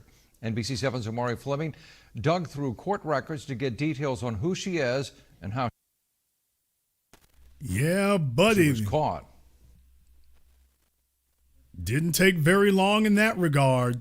They say, she looks like a typical suburban soccer mom. Just in case you didn't think about it. I talked to a number of neighbors who live here in this Bonsall neighborhood, and they say they saw dozens of federal agents swarm this home of the woman that some call the cosmetic queen. I talked to one family who says they want to see laws enforced, but they say they are saddened to find out that the family who was so nice to them is now accused of being connected to a national crime ring. Here's our first look at what neighbors say are younger pictures of Michelle and Kenneth Mack. The state attorney general says Michelle was the ringleader of an organized national crime ring that stole nearly $8 million worth of makeup and other goods from... boy, did you see how long they waited to show that, boy? It hurt their hearts to have to show her. They were like, ooh, just drag this out as long as you can. I'm surprised they didn't wait till the very end of the piece. Laws enforced, but they say they are saddened to find out that the family who was so nice to them is now accused of being connected to a national crime ring. Here's our first look at what neighbors say are younger pictures of Michelle and Kenneth Mack. The state attorney general says Michelle was the ringleader of an organized national crime ring that stole nearly $8 million worth of makeup and other goods from stores. It's great that they're arresting these people, and like I mentioned before, it is really unfortunate for the people that they got involved. These young people ruining their lives over a couple dollars. It's really not worth it. According to the felony state complaint, more than $300,000 worth of makeup and other products were found in the Mack shared Bonsall home. When a search warrant was served December 6th, this neighbor didn't want to be identified. I see the justice system does work, rather slowly, but it seems to be working. Michelle Mack is accused of paying as many as 12 women for their travel expenses, as well as providing them with a list of retail stores across the country to target, including 21 counties in California. Stores like Sephora, this Lens Crafters in Claremont, and this Ulta Beauty in Mira Mesa. It's one of 231 Ulta Beauties hit across the country. Federal search warrants show some 231? Folks, what I'm saying is that when people talk about crime in California, what they show you are a bunch of teenagers. Sometimes they're black. A lot of the time they're not. But what they show you is a bunch of teenagers ransacking a store, and they show you a bunch of teenagers running out of a store. When they show these videos online of these folks stealing things, the bottom line is you can't take them and go sell them on Crenshaw. That's not the way that works. They already have a fence. They already have somebody to go take it to. And what you're finding out now is, just like I pointed out to you with the catalytic converter story, that now you're not hearing about that so much. They busted those folks up there in New Jersey who were making millions and millions of dollars processing the precious minerals in those catalytic converters. They busted them, and now you're not hearing about catalytic converters so much anymore. Now, isn't that interesting? When you get on the news, they show you a bunch of black faces when they can and tell you that this is the face of crime and that folks are just wilding out. But what they're not doing is following the money, whether it's the drug trade, whether it's gambling, whether it's catalytic converters. The black folk are the ones who get arrested, but the white folk at the top are the ones who get to go keep all the money. When they get on the news, they don't follow this up to show you, by the way, how are these people getting paid for this stuff they're stealing? How are they getting paid for it? You can't grab a bunch of iPhones and just use those. Any of you who work at Apple, hell, any of you who own an iPhone, you know damn well, actually, if you steal a bunch of iPhones, you can lock those down. Apple created those devices specifically for locking them down. So if somebody goes into an Apple store and grabs a bunch of iPhones, they can't just run off and go use them unless they have somebody who can reprogram them and break them so that they can go back into use again. Well, you ain't got to find the folks who are stealing them. You already should know who are the people who can do that kind of work. And they're going to take those phones and put them back on the market. Why are you not going to go get them? So they're going to go show you a bunch of skinny jeans wearing sidewalk sissies with their hoodies on running into a store, looking like Migos shoplifting, but they're not going to show you who they went to go take it to. And if you can follow Jussie Smollett to prove that he didn't really go get a Subway, what? And if you can follow, damn me, Jonathan Majors all the way running back to his apartment, you telling me you can't sit up here and follow these folk when they leave the Mall of America? Of course you know where it is. You got something else going on. Some of Michelle's alleged accomplices sometimes mailed stolen goods to the Bonzel post office, where Michelle has a company address listed under online makeup store, and then she'd resell the products on Amazon. So Amazon was helping her to make millions of dollars on stolen goods. Amazon was helping. Though the dogs announced our arrival, no one answered the door at the Max Bonzel home. It said crime doesn't pay, but the Max are living in this multi-million-dollar home, while neighbors say, why is he calling it a home? That's a damn mansion. What is he talking about? Their home. This is a home. That's not a home. That's a mansion. Let me tell you, if they were T.I.'s house, it'd be the multi-million-dollar mansion. Announced our arrival, no one answered the door at the Max Bonzel home. It said crime doesn't pay, but the Max are living in this multi-million-dollar home, while neighbors say they're paying the price for their alleged crimes. Like when anybody steals anything, insurance rates go up, prices go up, and everybody suffers.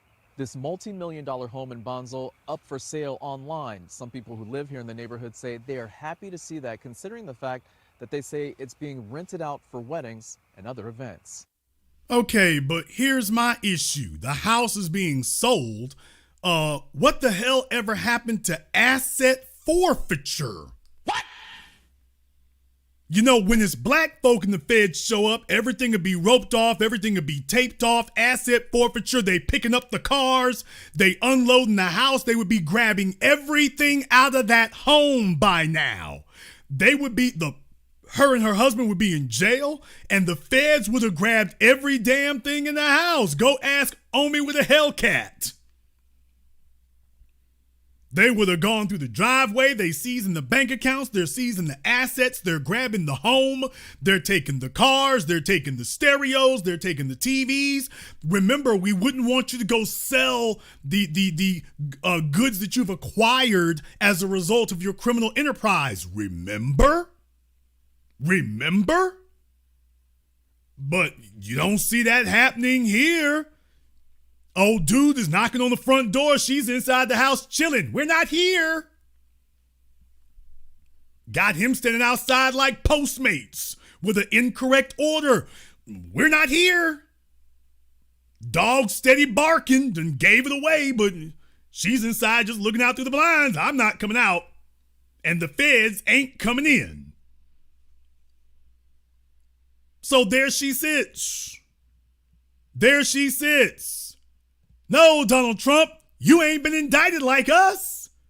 White folk don't get indicted the way that we do.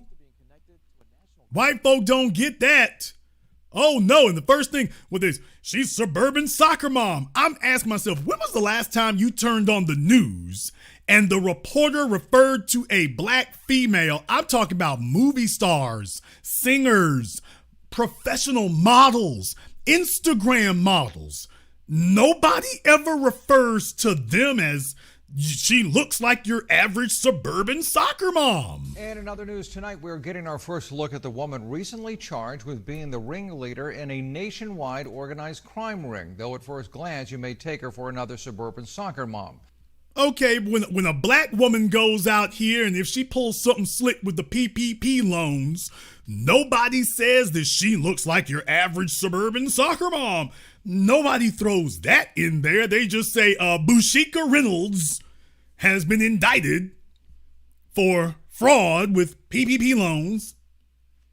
Shintikia Jenkins is under indictment for multi-million dollars. She has an extensive criminal record.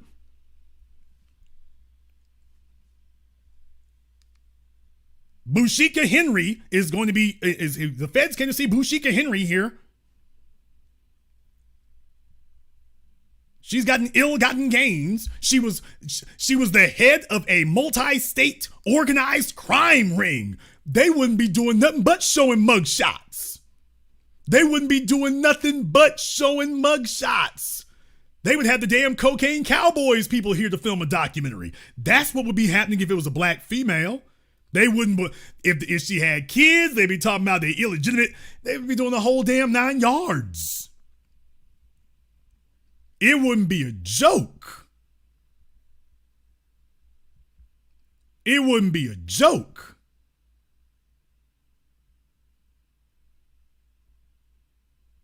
Understand that. That's not a game when you see that right there. When you get stood up on trial, it's like, oh, by the way, they just want to discuss your trial. They don't want to clean it up. They don't try to compare you to anybody honorable. They don't ever do that. They don't ever make a comparison between you and some other folks out there. They don't do that. They just get straight to the crime. It's like, okay, ain't nothing we gonna do with you but look at you crazy. There's nothing we gonna do with you but look at you crazy. Bring on the mugshot. Bring on the criminal record. And if you don't have one, we'll find all the folk you working with. When was the last time you saw the words organized crime ring, and it's not even in the damn headline? When was the last time you heard about somebody, a multi-million-dollar theft ring, and they start by saying soccer mom? By the way, does she even have any kids? While you're making this comparison between her and, quote, soccer moms, does she even have any kids for you to sit up here and make that comparison to? By the way, while you're sitting up here saying that? No, just go ahead and say that anyway. It'll work. Well, we're the ones reporting the news. Who the hell's going to question it after we leave? Just say what we're going to say and then bounce. We're good. We can do that. No, you don't get indicted like we do. No, you can't really compare yourself to us in that regard because you don't get indicted the way that we do. You're not fighting the things that we are. That's not what you're doing. Your experience in the court system is totally different from ours. That is, you can't railroad a white person. A white person can't just get railroaded through the courts. They damn sure can't get railroaded by a black judge. If a black judge railroads a white person, let me tell y'all right now, if Judge Olu Stevens tried what this judge did, he wouldn't have made it out of the courtroom.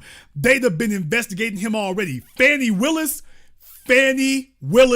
hasn't even been allowed to finish her case. And they've got her under indictment.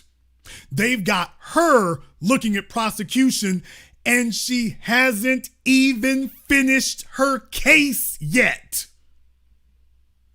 She started the indictment. She hasn't even finished it. She wasn't even allowed to finish before they said, yeah, get your ass over here with this indictment. While you telling black folk what can't be done in the court system and how hard it is to do, and you can't take down a judge, and it's too difficult, and it's too impossible to do it. And then here come Fannie Willis. It's like, yeah, you can finish prosecuting, you can finish putting Trump in jail after you and your boyfriend get out. After you and your boyfriend get out of jail, maybe then you can think about prosecuting Trump or somebody else. You better worry about your own charges. And she hadn't even finished her case yet. Marilyn Mosby, another one. This is, yeah, you ain't even finished your case yet. Here, hold this indictment. Meanwhile, Judge Schrader is still sitting on the stand. Judge Schrader is still sitting on the stand. All the judges in all these other cases are still sitting on the stand. George Zimmerman case, they're still sitting on the stand. Prosecutors, everybody still got their jobs. Everyone still got them. Oh, don't worry. They're trying to cook up something on Bragg as we speak. I already covered that before. You must have missed my program about that. They already coming after him for the illegals. They like one way or another. If we can't indict you, election over. That's the game they're playing now. If we can't indict you and remove you from office early, we're going to throw so much dirt on you that you'll never make it through election. You can just forget that. That's not happening. They're already giving him, hell, Brandon Johnson in Chicago. They're already giving Alvin Bragg and Brandon Johnson, they're giving both of them the Lori Lightfoot, the drunk Uncle Lightfoot treatment. They're like, oh, Negro, we're already starting on you. I showed you all, when you got footage of Alvin Bragg running from a bunch of Karens down the street, I'm like, it's a bunch of white women chasing him down the damn street. I'm like, oh man, that's it, you're done. The media has turned against you, dude. It's over for you. It's over for you, man. He tried to run his portly ass down the street. I'm like, oh, bro, that's a wrap. That is a wrap. They're done. They're already getting ready for your re-election campaign. They're already ready for you. They're like, okay, he thinks he's going to run again. No, you're not. They're getting ready for your campaign slogan is going to be bye. That's going to be the only thing you can say. So that's what happens. We don't get the same treatment. What the hell are you talking about? We don't get the same treatment. You've seen all kinds of shady things going on with the Young Thug trial. Nobody was coming after Fannie Willis then. She indicts Donald Trump. Man, here comes the Georgia legislature. They said, oh, we ain't going to wait for a re-election. We can get started on this right now. She just got put to the top of the legislative agenda in Georgia.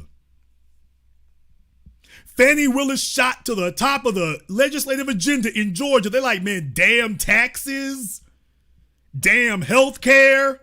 Put that vote for education to the side. We need to indict this little heifer over here. Just that quickly. I mean, all the legislation in the legislature came to a screeching halt. I mean, all you heard was skeet, skeet.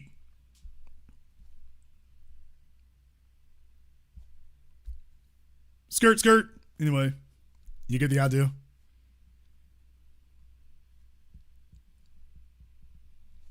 Saw how quickly that can change. Fannie Willis is like, I'll be damned. They investigating her whole damn life. They're investigating her whole damn life. You ain't seen nothing like that. Could you imagine how many judges we could get removed from the damn bench if we could get them to actually do an actual investigation? Folks, think about this for a few moments here. We can't get them to do an actual investigation.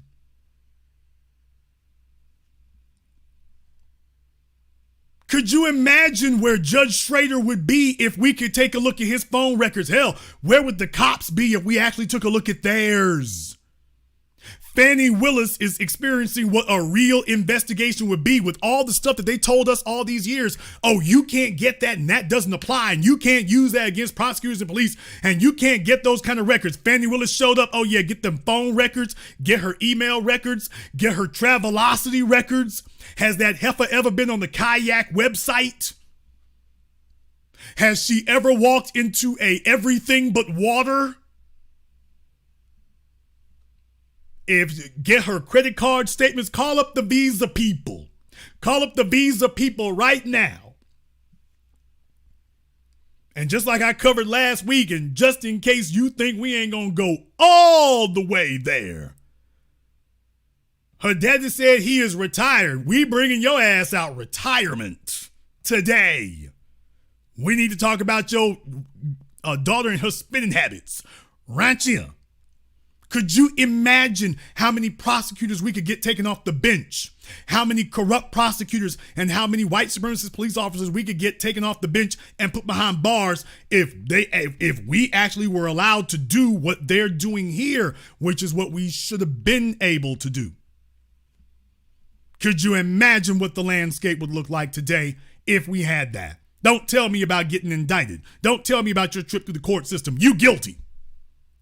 You guilty. You guilty with great attorneys. You ain't gotten to some public defender. If you're a white person, you go through the court system, you got a paid attorney, and you go into prison. Oh, you was guilty. Okay. Yeah, you was guilty. Black folk walking in the court, you got a public defender. You ain't even been told what your crime is. You've got a, quote, witness against you. I ain't never met this nigga. Who is he? He said he was standing next to you when you were on the cell phone talking to somebody. Wait a minute. Check them dates. Wasn't you in jail that day? Oh, well, guilty. And we don't need the majority. We don't need the 12 members of the jury. If we can get 6 or 7 of them, if 6 or 7 say you're guilty, okay, that's fine. That's what happens to us.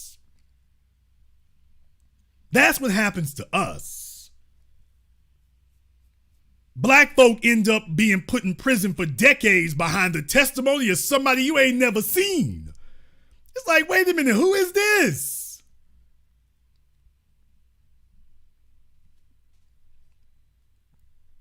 No. Donald Trump's experience is nowhere near what ours is. Not at all. However, you might disagree. Therefore, the telephone lines are now open. The number is 646-787-1933. That's 646-787-1933. Your personal access code to the Blackest Radio program in existence, the only one of its kind on planet Earth. Today, as always, you are welcome to join us. Go ahead and get the telephone lines open here. By the way, Nubia in the chat room and anybody else who has been instructed by my mods to call in, that is not just a great nifty idea, that is an order. I want to send a shout out here to everyone who has contributed to support tonight's program on PayPal, Venmo. Thank you very much for your support here. To Rick, thank you, sir. Mr. Pollard, Kai Malachi, and everybody else here who supported tonight's program. Thank you very much for your support here. The telephone lines are now open. The number is 646-787-1933. That's 646-787-1933. A brief reminder here, join us tomorrow night. If you're joining us here late, You will want to be here. And if the numbers of the viewers that I got right now, if the numbers tomorrow night got these numbers up here tomorrow night, then I've got something to show you. So if tomorrow night's audience numbers look like the numbers we got here tonight, if it looks like this, then I implore all of you and advise you to join us here live February 25th, 2024. You will want to be a part of it. Let's go ahead and get over here to the telephone lines. Let me get caller from area code 609. You're on live with the Black Channel. What's your name? Where you calling from? Yeah, my name is Comfort. I'm from Gaines, Mississippi. Okay, Negro, you sound like you making it up as you go along. What is your name again? My name is Humford. Okay. I'm calling from Gaines, Mississippi. Humford from Gaines, Mississippi. What's on your mind? So I completely disagree with almost everything you said. You did say a couple of things that were true. However, a lot of what you said just wasn't true, my friend. Okay, brother, you got to work on your routine a little bit more. If you're gonna try to pull off this skit, you're gonna have to work on it a little bit more, brother. That accent is terrible. It's awful. It's not convincing at all. So if you're gonna work on a comedy skit, you gotta do better than this. I'm just a bit of friendly entertainment advice for you. But go ahead, Humphrey. Sir, I'm not putting on no skit. I don't know what you're talking about. I'm calling up to state my disagreement because you opened up the phone lines. I'm not sure what will make you think I'm joking or whatever, but I'm serious. I don't agree with a lot of what you said. Okay, tell me the top two things you didn't agree with. Okay, so first and foremost, oh man, like where do I start? You said that everything that black people have started was destroyed. That's not true, brother. Okay, sir. I didn't say everything that black people have started, but certainly every major economic movement that we've had, every attempt to build a black economy, yes, sir. Every single one of those was targeted, sir. Every single one. Okay, so you brought up Black Wall Street, for example. Do you know what happened after Black Wall Street was destroyed? Can you tell me what happened after that? Okay, sir. Why don't you tell me what happened after Black Wall Street was destroyed? Okay. Well, apparently you don't know. So let me inform you. After Black Wall Street was destroyed, it was rebuilt. Not only was it rebuilt by many of the black people, but it was also rebuilt with a lot of white assistance. Okay. Now, most of you can probably already tell the fallacy in what he's saying, because this is a guy who's trying to wing this as he goes along. Sir, which Black Wall Street are you referring to? Because you messed up as soon as you said the Black Wall Street. So you've already given away that this is a skit. But by the way, once you said the Black Wall Street, if you were listening to what I said before, by the way, there's more than one. But then again, if you knew anything about Black Wall Street, you'd already know there was more than one. So which one are you referring to? Son, let me be clear, okay? This is not a skit. I don't know why you keep saying that, okay? Secondly, I'm talking about the Black Wall Street in Tulsa, Oklahoma. That's the main Wall Street that people refer to. Am I right or am I wrong? Okay. This sounds like a white dude is what it sounds like here, but in any case here, he's trying his best. His entertainment value is very quickly diminishing here. Sir, there's such a thing called property records. You might want to take out a little bit of time to do a simple Google search and a YouTube video search, because this has already been covered here before, but there's a little thing called property records. So if you ever want to actually gain some literacy, or if you're not literate enough, you can go call a friend who is, do it for you. And then you can go research about Tulsa, Oklahoma, Wilmington, North Carolina, Rosewood. You can go ahead and take a look at all Philadelphia. You can go take a look at a number of different places here, and just simply following the property tax records, you can see what happened to all of those places after we were violently removed from them. So why don't you go take a little? well, Why don't you go take a little time to go do that? Lay off the meth or whatever it is. Take a little time to do that.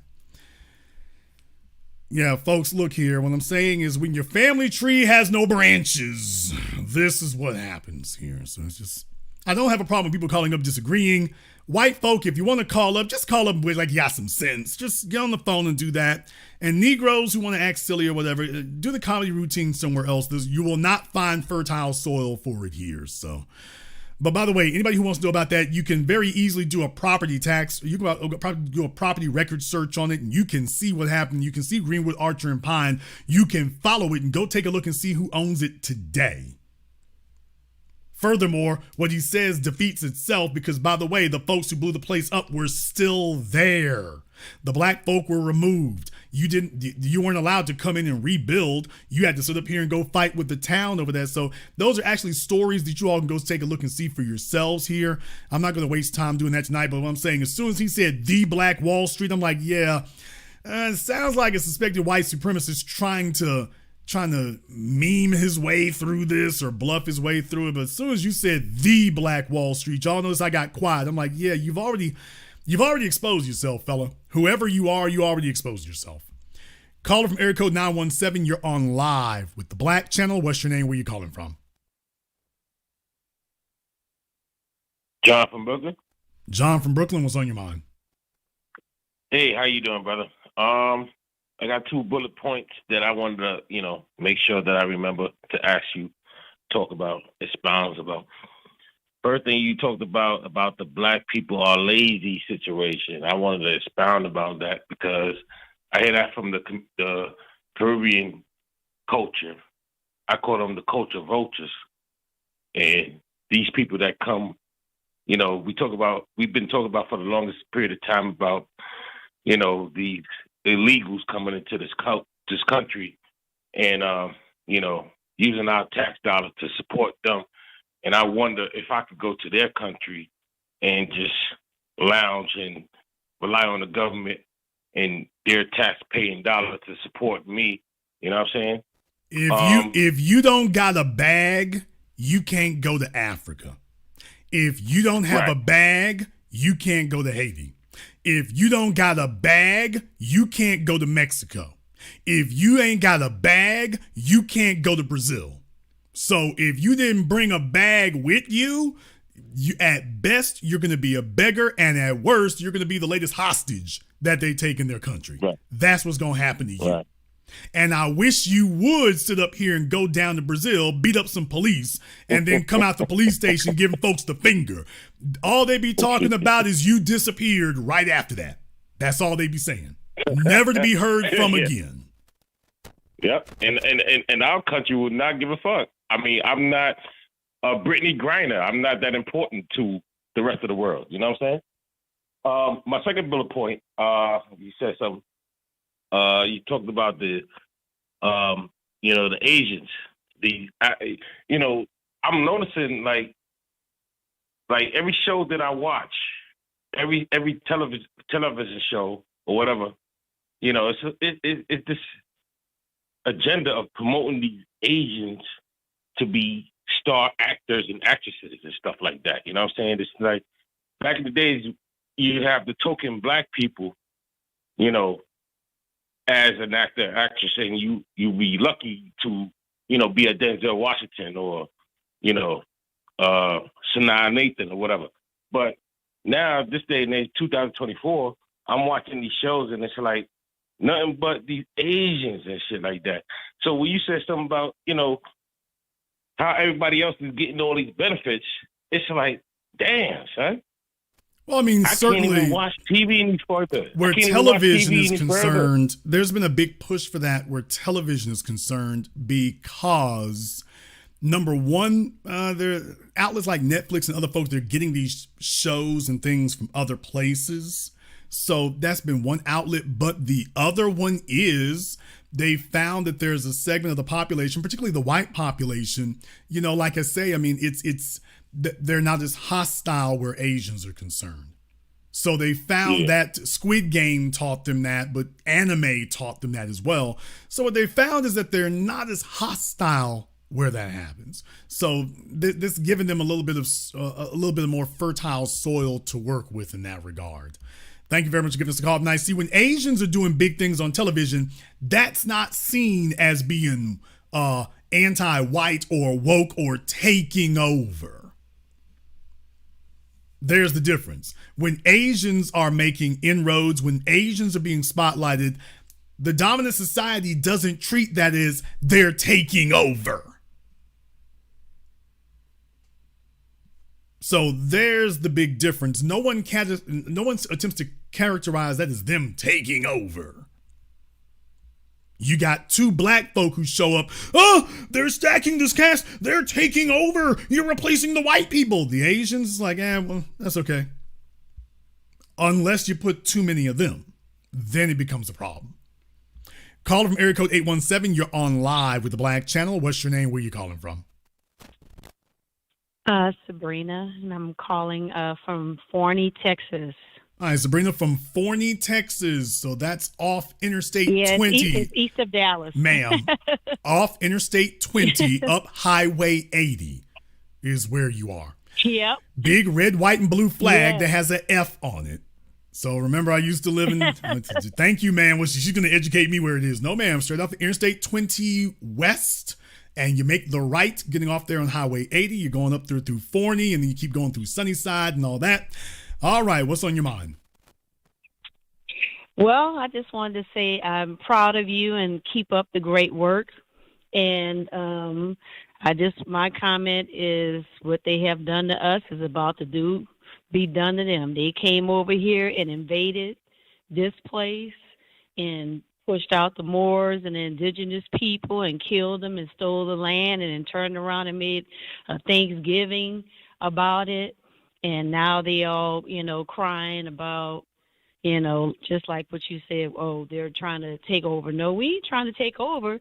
Y'all ass is just about to reap what, sorry about that. Y'all about to reap what y'all sowed, okay?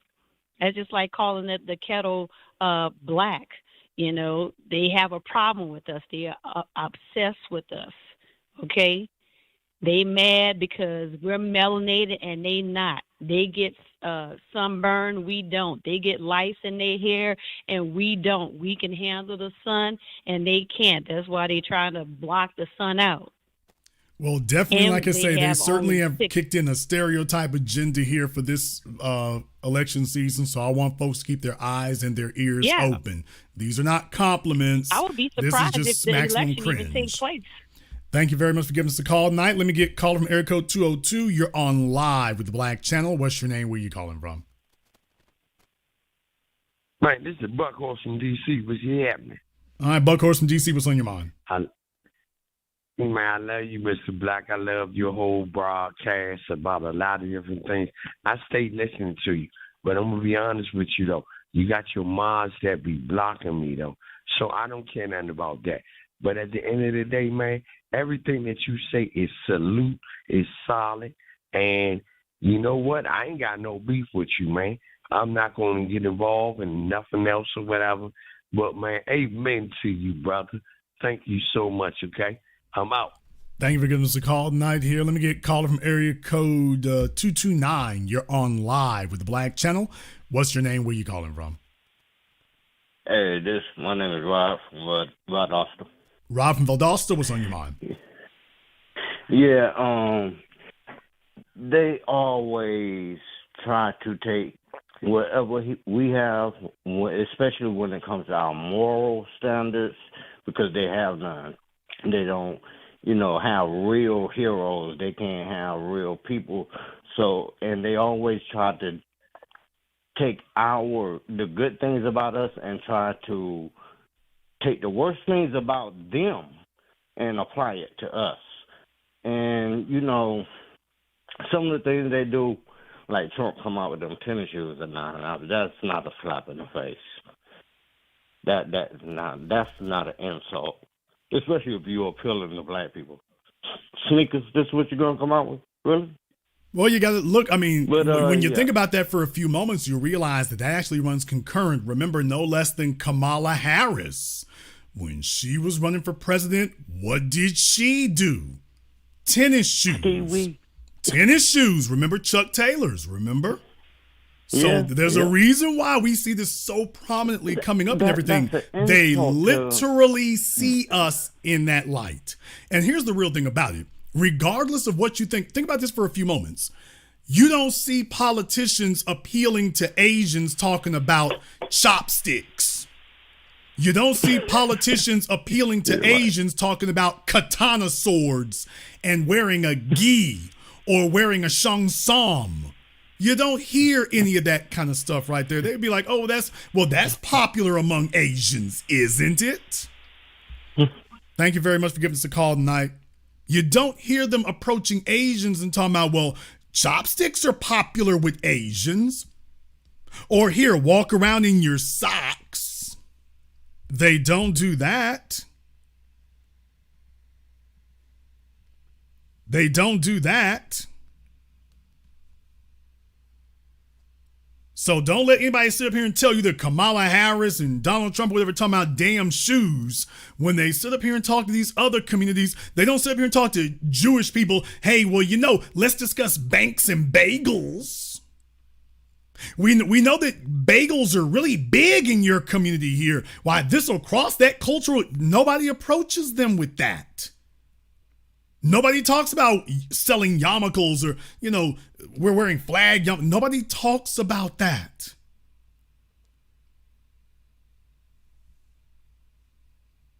You got tons of white kids who line up to go see Star Wars. They're camped outside the movie theaters. They're camped out for cell phones. Nobody is dressed up like damn me Darth Vader trying to get the white geek vote. What? You're talking about folks who like things. Well, you don't see stuff like that. You want to sit up here, if y'all want to get real about this, well, Jason, it do be some Negroes be lined up to buy some shoes. I can show you white folks lined up to buy a whole bunch of things. Nobody tries to appeal to them to get the vote through that. I can show you a bunch of things that are popular with Asians, Latinos, whites, Arabs, and you don't see anybody doing this with them. You don't see that. Don't make a fool of yourself. Caller from area code 812, you're on live with the Black Channel. What's your name? Where you calling from? Hey, good evening, Big Brother Jason. This is Brother Elijah calling out of Georgetown, Guyana. All right, Brother Elijah, what's on your mind? Brother, I got a question for you. With this whole so-called pandering Mr. Trump is doing, I got a question. Is he doing this because he's scared? I don't mean like physically, but is he like politically scared of what he saw of the 2020 election? So this is why he's trying to, I guess, pander to some type of the certain type of Negroes in our community. Yes, because Donald Trump is in a fight for his life right now. If he doesn't get back to the White House, he stands a very real chance of his political opponents and putting him in prison.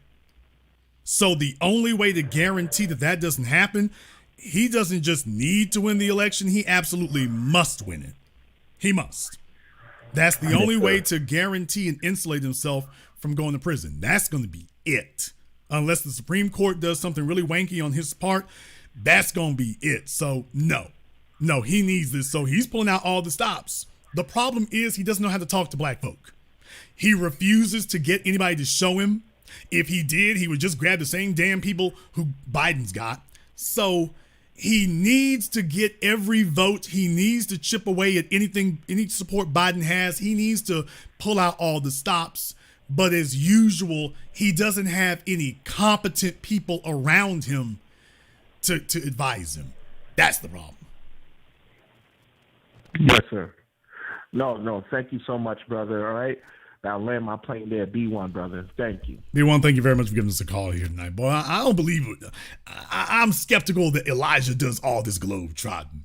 I mean, this Negro is like, where in the world is Carmen Sandiego? One week he's in Houston, the next week he's in Brazil, the next week he's in Bangkok, the next week he's in Kenya. Just, brother, what are you doing? I don't think he moving them packages, but what is he doing? Just, does he work for an airline? And he just grabs a different route every other week here? It's just, what is he doing? Does he work for the National Geographic people? I don't get it. That is one traveling Negro. If he's really doing that, that's one traveling Negro. I'm kind of skeptical now. I'm like, okay, yeah.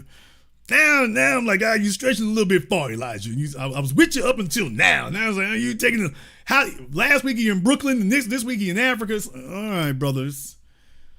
Who makes that trip? Just weekly. It's just last week I'm in Brooklyn. Now, all right. Let me get a call from area code 929. You're on live with the Black Channel. What's your name? Where you calling from? Good evening, Jason. This is Daryl from Chicago. Daryl from Chicago. What's on your mind? Jason, excellent broadcast as always.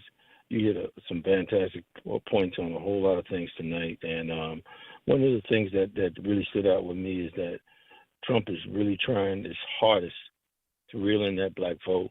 And you were right with the previous caller where he just can't, he doesn't have I don't know who's advising him on how to talk to us or if there's any advice at all, like you said, and it's really, really something. And then when you have the judge situation there in Illinois, we knew that judge was corrupt anyway. He's been doing that for a while. He just got caught up this last time. And it was about time because they was trying to cite him before. And they didn't, whatever, he wiggled out of that. So he used he played his white card and wiggled out of that one. So Marilyn Mosby, Judge Olu Stevens, Fannie Willis. You don't get no 5-10 years to keep doing that. These folks, I mean, as soon as they got in office, they went to work trying to get them in jail. As soon as they got in office. They don't get no 10, 20 years to sit up here and have all this foolery behind the bench. They don't get a chance to do that. They didn't get 2 or 3 scandals down the road. They didn't get there. First scandal, last one. I'll let you have the last word. That's it. You are so correct with that. And again, Illinois being as corrupt as it is and still with that little hierarchy still there in that place, so that will never change there in Illinois. And that's one of the things that keeps it going corrupt, no matter what direction it is. But I'm just thankful that we have competent news coming from our black media that keeps this thing and keeps the light on it and set it on fire every time. And I can't wait for tomorrow's broadcast. Be one. B1, brother, thank you very much for giving us a call here. Nice. Somebody said that Elijah is an unlockable character. What y'all say? Y'all wondering too. It's like, wait a minute, he's doing some amazing things on this travel front if he's really out there doing that. So he's either sitting in an efficiency apartment somewhere in Cleveland, or this is the most traveling Negro I ever met in my life, in all my days. Call from area code 773. You're on live with the Black Channel. What's your name? Where you calling from? Hey, Jason, this is GQ from Chicago. All right, GQ from Chicago. What's on your mind? Hey, great program as always, Jace. I just want to say, man, it's nothing in this world I fear more than average suburban soccer mom, you know. That point in case when you say who was chasing all those Karens was chasing your man up the street, and it's over with for him, you know. Yeah, brother, like I say, some white women get on your ass. If you're a black man, that's it. They don't want to hear nothing you got to say. Ask Jonathan Majors. Man. You got him on video with this woman chasing him, and they said you're assaulting her. Welcome to you thought the craziest thing you could ever see in your life was the police saying that they shot you in the back to defend themselves. Jonathan Majors was like, man, hold my beer. I'm running down the street, and they say this is footage of me attacking her as I'm running down the street right here. So forget Jim Crow 2.0. We're on 4.0 at this point. Thank you very much for giving us a call tonight. I mean, I showed y'all a video. He's attacking me while she's chasing him down the street. What happened to stand your ground? People understand this. What the hell happened to stand your ground? It's like, no, run, nigga, run. So this is where we at today. What if Jonathan Majors was not in physical condition to be running from somebody? Then what? So this woman just gets to sit here and accost him and is, oh, well, that's it? And basically, yeah, you don't see Alvin Bragg. Alvin Bragg prosecuting. Letitia James, that's it. Forget about it. Forget about it. This is where we at. Caller from area code 516. You're on live with the Black Channel. What's your name? Where you calling from? Hi, my name is Sarita calling from Long Island. All right, Sarita from Long Island. What's on your mind? I just had a quick question. I'm just kind of tuning in, so I don't know if you guys, if you already talked about this or not. But have you heard that the migrants are being sent? They're actually soldiers working for the UN. Okay. Well, hadn't heard that. You're saying that some of the migrants are soldiers for the United Nations? Yeah. Okay. Well, I'm not really familiar with that, but that would be like the pre-K. Sorry. That'd be kind of difficult there. What news outlet told you that? I actually there was this lady talking about the prepaid cards that they have, and the acronym on the card stood for United Nations Military or something like that. I didn't write it down, but I just actually heard about it the other day. So okay, wasn't sure. Be watchful for that. Thank you very much for giving us a call here tonight. I don't know. I'm not so sure about that one. I know there's a lot going on out there, but I'm not. There's some hankery going on, I imagine. That one I'm not so sure about there. Okay, let me get caller from area code 516. You're on live with the Black Channel. What's your name? Where you calling from? What's up, brother Jason? It's Adam calling from Queens, New York. Adam from Queens, what's on your mind?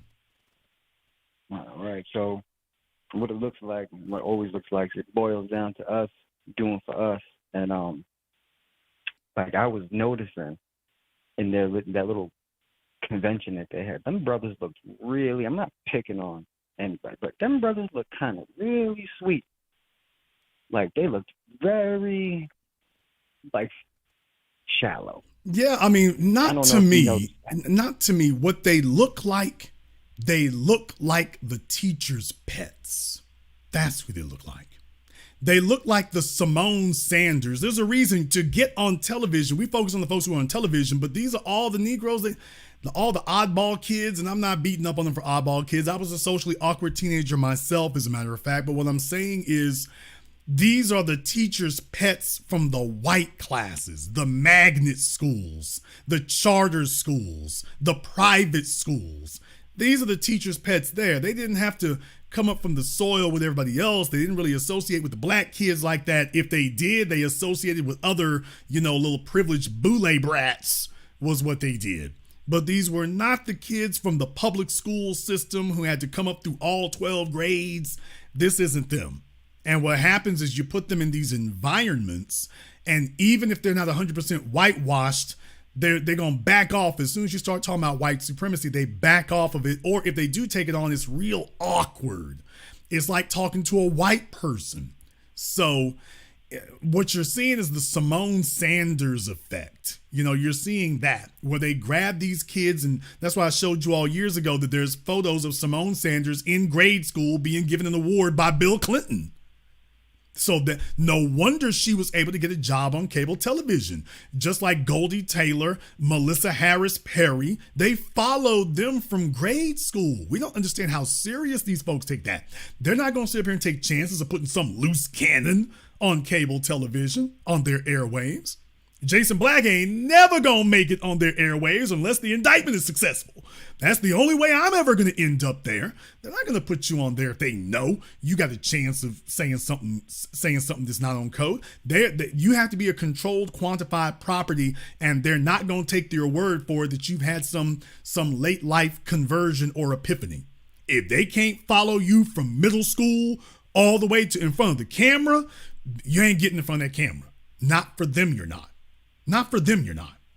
So it is very highly controlled. It's very highly orchestrated. And this event right here, half the audience was white people.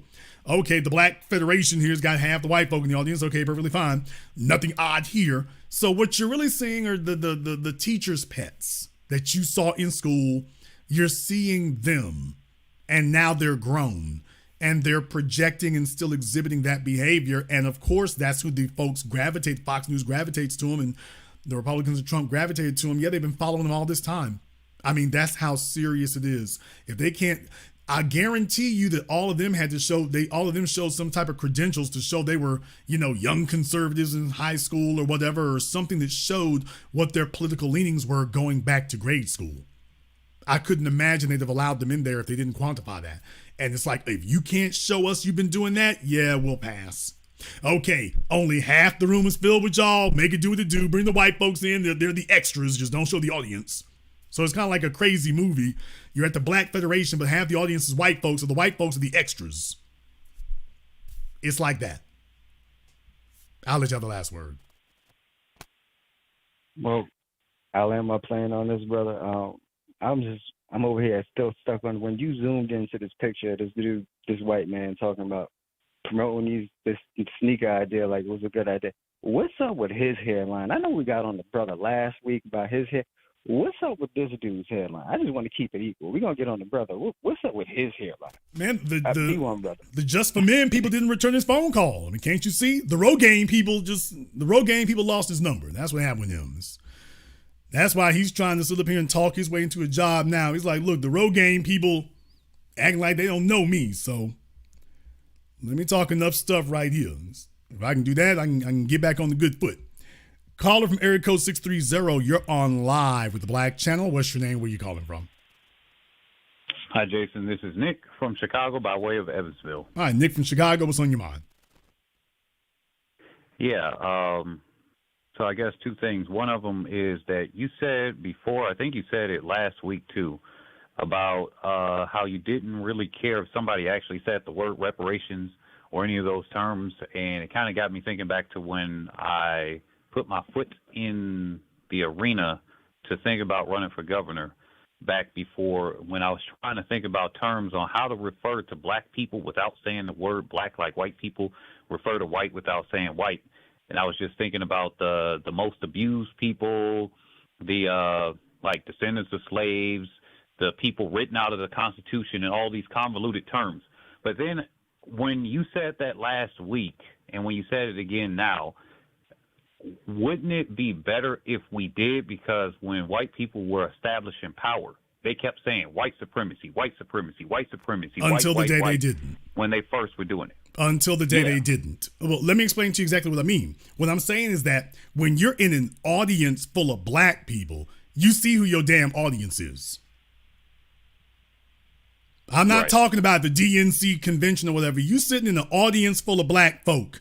Just like if you go to a Jewish synagogue, just like if you go to the National Council of La Raza, you can speak to the Latino agenda without ever saying the word immigration.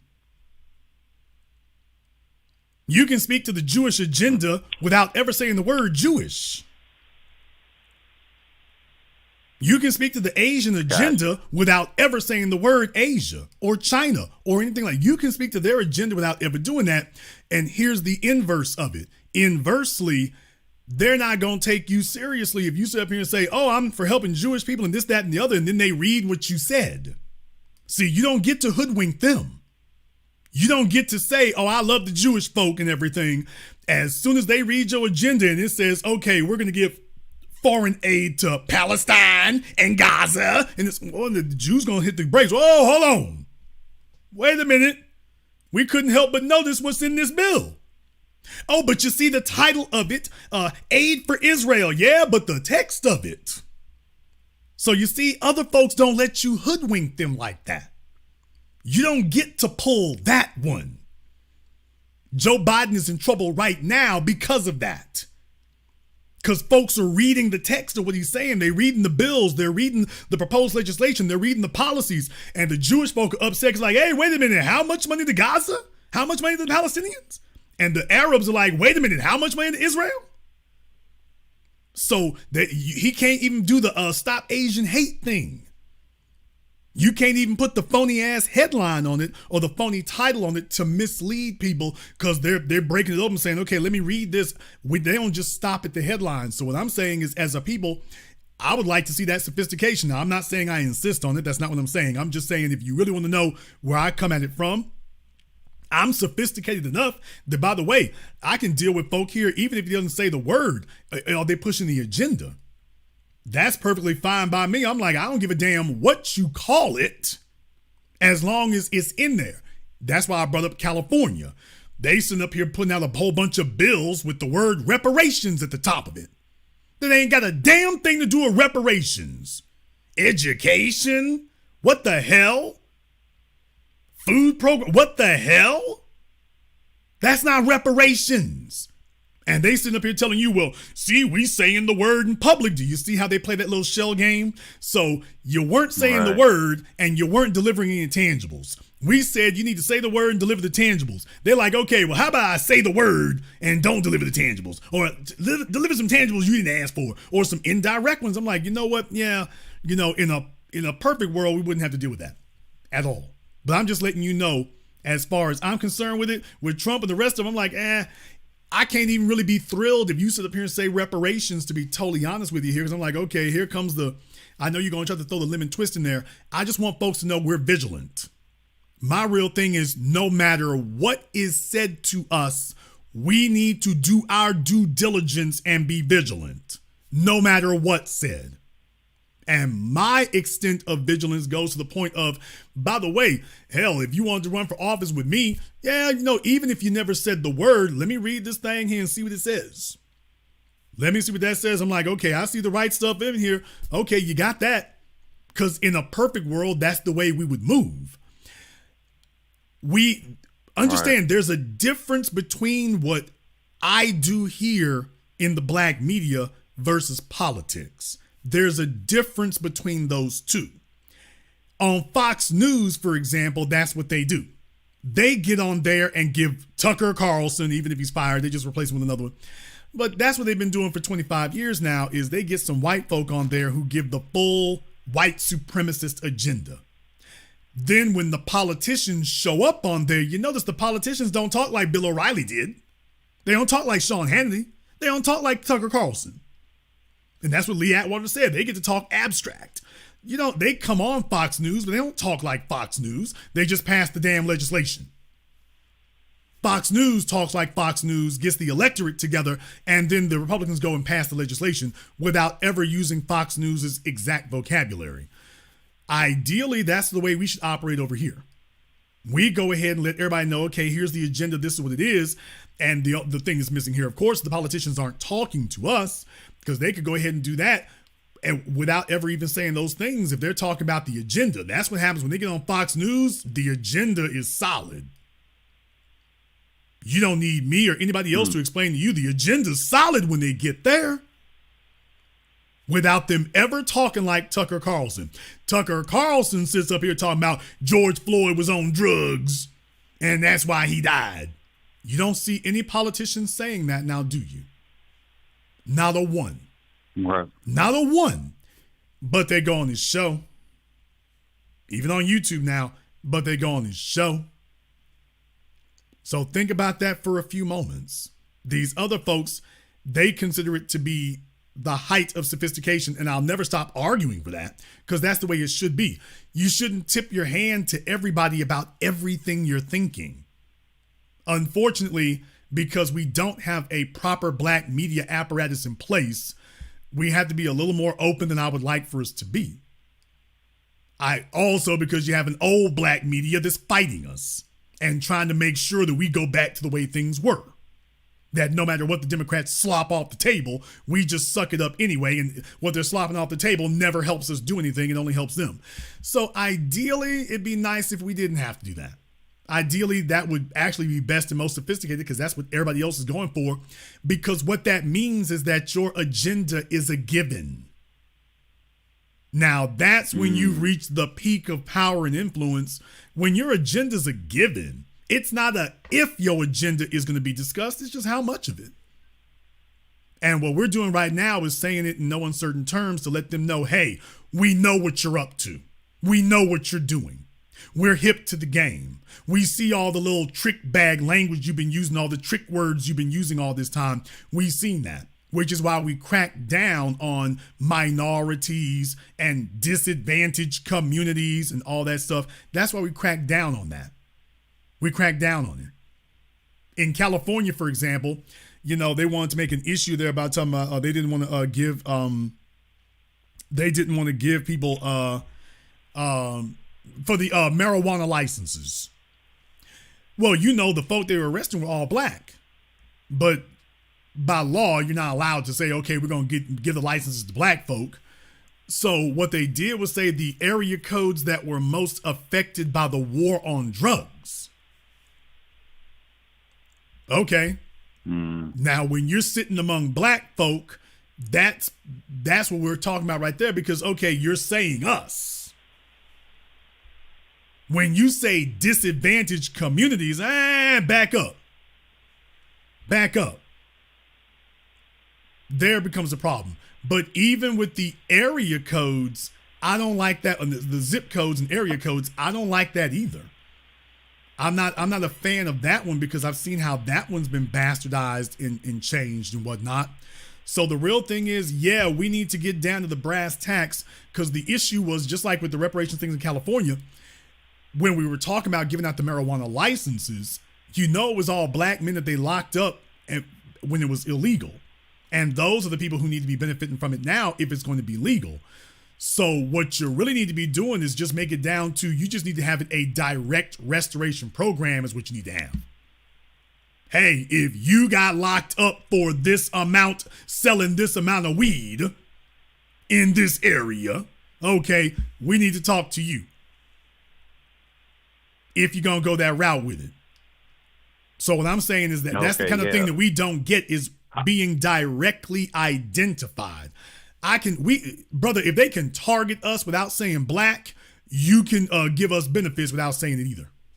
Now, I'm not saying I prefer that. I am not saying I prefer it. Let there be no miscommunication, no misunderstanding. I'm not saying that I prefer that, although I also understand the power of being invisible. Because it's hard to attack something that's invisible. It's just a given. So ultimately, that would actually be a very nice place to be. But in the meantime, there's more than one way to skin this cat, because every time we sit up here and lock a door on them to oppress us, they get creative and go make a new trap door. Yeah, they keep remixing their terms and everything, like when they use woke to attack us and everything. The only thing I was worried about with that, because it got me to think even harder on it, was that they would remix it like when Dr. Claude Anderson was working on civil rights and everything like that, where we're supposed to get things, and then now they just remixed it to other people. That's where that question came from.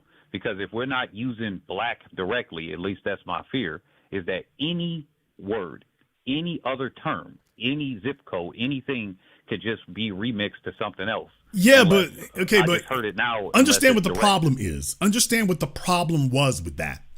The problem was not saying civil rights. That wasn't the problem. We made the progress that we did by saying civil rights, and then they came in at the last minute and put the lemon twist on it when they said, okay, you know what? We'll accept this civil rights thing as long as we get to define what civil rights are and who is entitled to it. That's where it went wrong. We were saying yes to everything. We didn't ever stop to say no. And right now, within the last decade, we are the first generation in the last decade that started to make judicious and liberal use of the word no. That we're not going to back that. We're not going to go with minorities. We're not going to go with disadvantaged communities because we see what you're doing with that. So we're telling them no.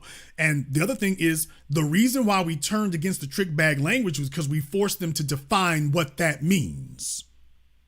So once they started actually explaining and defining, it's like, no, what do you mean by disadvantaged communities? Then they had to start admitting, oh, well, we can't just say black, until finally it culminates in Kamala Harris. I ain't gonna do nothing for just black people, no! And that's the last damn time that heifer ever said that. If you don't believe that the point got through, that's the last damn time that her or any Democrat ever said those words, now wasn't it? They know they messed up because they finally admitted it. And once they admitted it, you gave us a clear explanation and a clear target to say no. So the issue was not saying yes to civil rights. The issue was that once they changed who they were focusing on when they said civil rights, we didn't start saying no right then. Case in point, why do you have the Dixiecrats? As soon as the Democrat Party started talking about desegregation, you had a bunch of them. They didn't wait 40 years to break off. They broke off right then. Right then, right there. They said no. Right there. Not 40 years later. Strom Thurmond in the group, yeah, right here, right now. We out. You see the difference. Yep, you've helped me a lot with that. I got some thinking to do, so I'm going to readjust some tactics. Well, like I say, I mean, we don't have to change things radically there. I'm just giving you a theoretical thing about that. Ideally, sure. Because what's understood don't got to be explained. As a people, we're not there yet. As a political movement, we're not there yet. As a social movement, we're not there yet. We got a ways to go. We will continue to say reparations, and we will continue to only deal with folk who address reparations and speak in that manner. Anybody else is going to be highly suspect. But if you just want to know ideally, ideally, sure. Thank you very much for giving us a call tonight. I don't want to get too confusing with folks like that. Like I say, I'm not saying we're just flipping the script or anything like that. But ideally, if we had that understanding, what's understood don't got to be explained. Once they say the right thing, that's it. Okay, well, it's understood what they're going for. Okay, we're going. But for right now, we're too early in the process to do that. We are too early to have anybody who's trying to dodge reparations right now. We're too early in the process to do that. Too early, especially for people who express that they were outwardly hostile to it.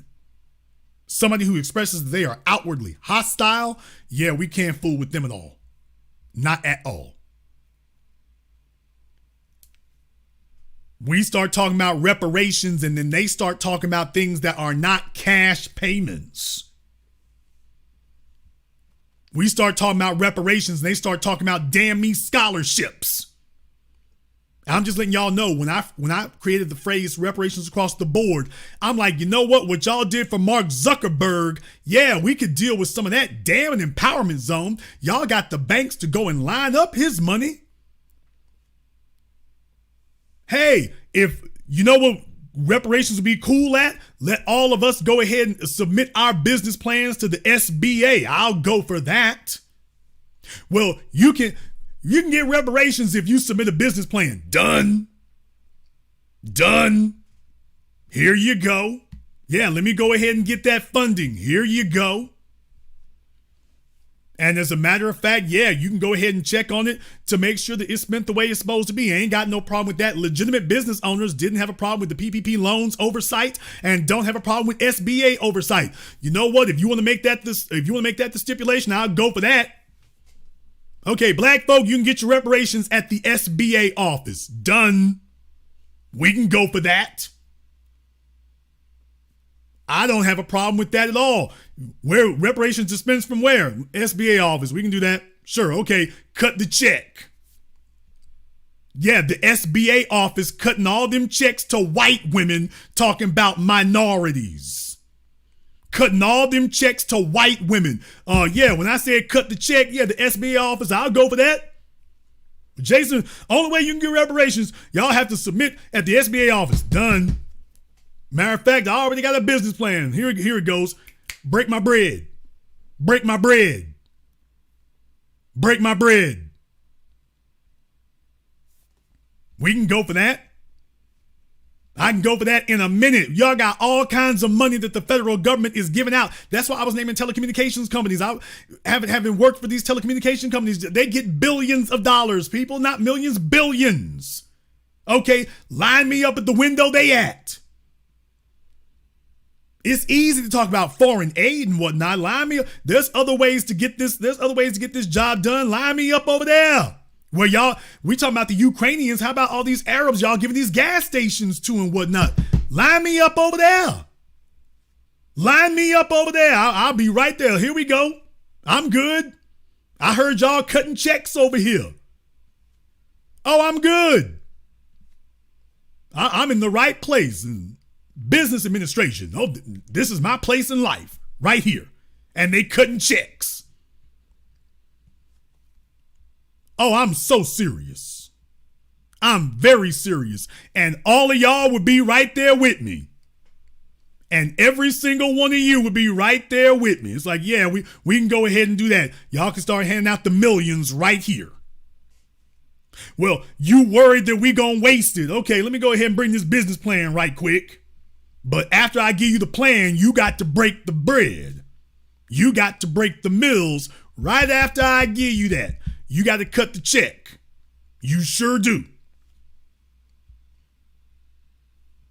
If somebody was talking to us like that, I'd go for that one.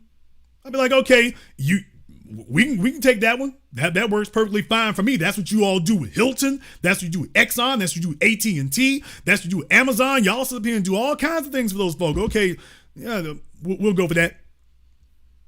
Call from area code 215. You're on live with the Black Channel. What's your name? Where you calling from? Yo, what's up, Jason? This is Recognized Game. I'm out here in Philly. All right, Recognized Game in Philadelphia. What's on your mind? Hey, I'm really enjoying the program tonight, especially the parts about the economic advancements that we're looking forward to in exchange for our vote. So I'm wondering if I can get your thoughts on, I want to rewind a little back and get back into that $500 billion proposal Trump put on the table at the Platinum Plan. And, that's for all black business owners and, pretty much providing the capital for us to operate in these opportunity zones that he also created and forged out for us. But we didn't take advantage of it. Well, and here's the problem. Okay, here's the problem, brother. Here's the problem here. First of all, it wasn't $500 billion for us. Let's be very clear about that. But second of all, that ain't what he got. Trump and his daddy, they weren't given, quote, opportunity zones. What I'm saying is that as soon as you introduce that bureaucratic element to it right there, where here, go jump this hurdle, or they get to define it for you, that's where you get into trouble. You get into trouble right there. Yeah, I understand that perspective, but I just wonder why we didn't go in and negotiate the terms of that deal and make sure that the whole $500 billion was going to be, in fact, for us, since it was said verbally to be for us. But we know it's always a trick bag involved on that. Okay, but brother, here's the issue. Here's the issue, though. Okay, but here's the issue. Jewish people don't got to go through all that. Ukrainians aren't even American citizens. But we do, Jason. Okay, sir, you asked a question. We do. Sir, you asked a question. I got you. I am addressing what you said. Sir, these other folks don't got to do that. So what you're doing is introducing an element that allows them to circumvent that which you claim you want. When you allow them to overcomplicate the process, you're falling for the trick bag when that happens. Right then, there. I'm not really sure that it wasn't exclusively for black people. But if it wasn't, then I think it's our job to go in there and make sure that it is. No, sir. No, sir. Here's the issue. Any other communities, sir, here's the issue. If he wants our vote, he's going to make sure of that the way they do for the Jews, the way they do for the Asians, the way they do for the Arabs, the way they do for the Latinos. If he wants our vote, isn't that his responsibility to do that? Yeah, I'm still not clear that it was not exclusively for black people, the Platinum Plan. Okay, sir, but here's my issue. The man was president for 4 years, sir. He was president for 4 years. Yeah, but it don't take 4 years to make that a policy agenda. We turned it down. Sir, who's the we? Where was the vote? Sir, where was the vote taken where, quote, we turned it down? When did that happen? Well, the people who so-called represent us up there in that caucus, we allowed them to say that we didn't want this legislation. And there was no real outcry. Sir, that's nonsense, sir. That's absolute nonsense. Furthermore, what year did Trump present his platinum plan, sir? Look, I'm interested in the platinum Right. plan. Okay, let's try. Let me try again. Let me try this a second time. Second time, sir. What year did Trump present his platinum plan? Second time. The year that I became interested in $500 billion exclusively for black entrepreneurs and businesses. Okay, sir. So in other words, it wasn't 2020 and it wasn't 2020. I mean, so it wasn't 2016 and it wasn't 2017. It was $500 billion. Okay, so in other words, it was not during a time frame where you'd be voting for anybody anyway. That came up way later. No, Donald Trump, during his presidency, about not even a whole year in, he proposed the platinum plan. But sir, you didn't. No, sir. Nobody was discussing the platinum plan until it was time for him to be reelected. Let's not make up lies. Let's not do that. You destroy your own credibility. That's not true. Sir, you destroy your own credibility when you do that. But that's not true. We can look it up if I had time, but I don't. But hopefully you'll come back on another program and tell us exactly all about the $500 billion and how it's supposed to be delegated. No, sir. What happened is Donald Trump needs to come to us and do that, like they're doing with everybody else. I don't have time. I don't have time to wait for all this. I think we should make our agenda plain. Sir, he already knows our agenda. We need to tell him to put another. Sir, he already knows our agenda, sir. What are you talking about? He already knows it. Are you slow? Yeah, I'm not so sure. Sir, he already knows the agenda. His son was out there during the last election campaign trying to dodge reparations then, but acknowledging that black folk want an economic agenda. His son talked about that. Yeah, I'm not talking about reparations. No, like sir. Okay, let me try this again for the slow kids in the back, sir. Sir, you're going to be quiet or I'm going to silence you. You will not talk over the host when you're lying.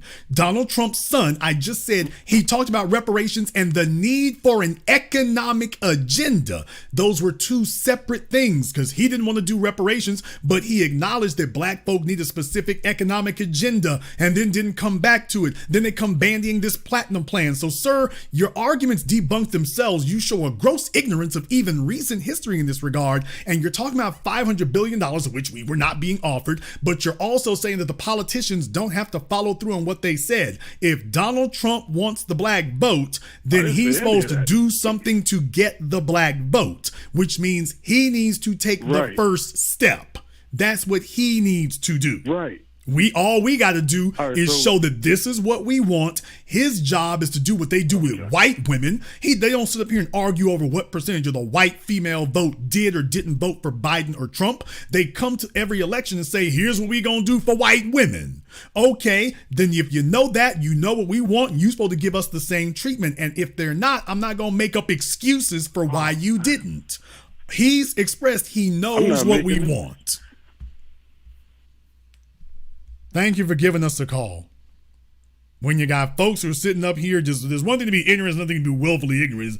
We need to do something. No, we don't. Donald Trump has just explained that he knows what we want. Well, if you express that you know what we want, then you also know how to get it. You also know how to go and get it. He's already told us, I get it. Folks, let's not play this game. That's the reason why Jewish people don't sit up here and play no games with nobody. Asians don't play no games with anybody. You know what they want. LGBT don't play no games with nobody. You know what they want.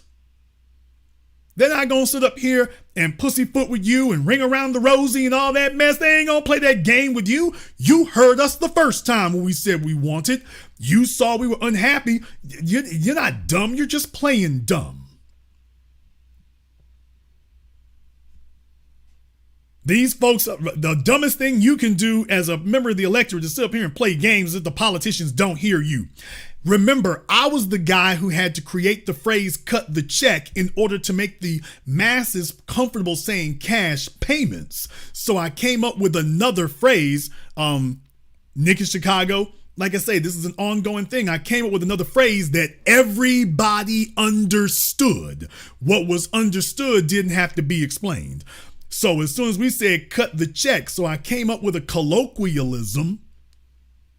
And I used a figure of speech, but a figure of speech that had a specific reference to it. And once that happened, next thing you know, Bernie Sanders was on The View and he tanked his presidential campaign when Sonny Hostin said, "What about reparations?" And he said the same thing everybody else has been saying, "What do you mean?" He tried to play dumb. What do you mean? When you say reparations, what do you mean? And Sonny had the guts to sit up there and say cash payments. Yeah, because we have been saying cut the check.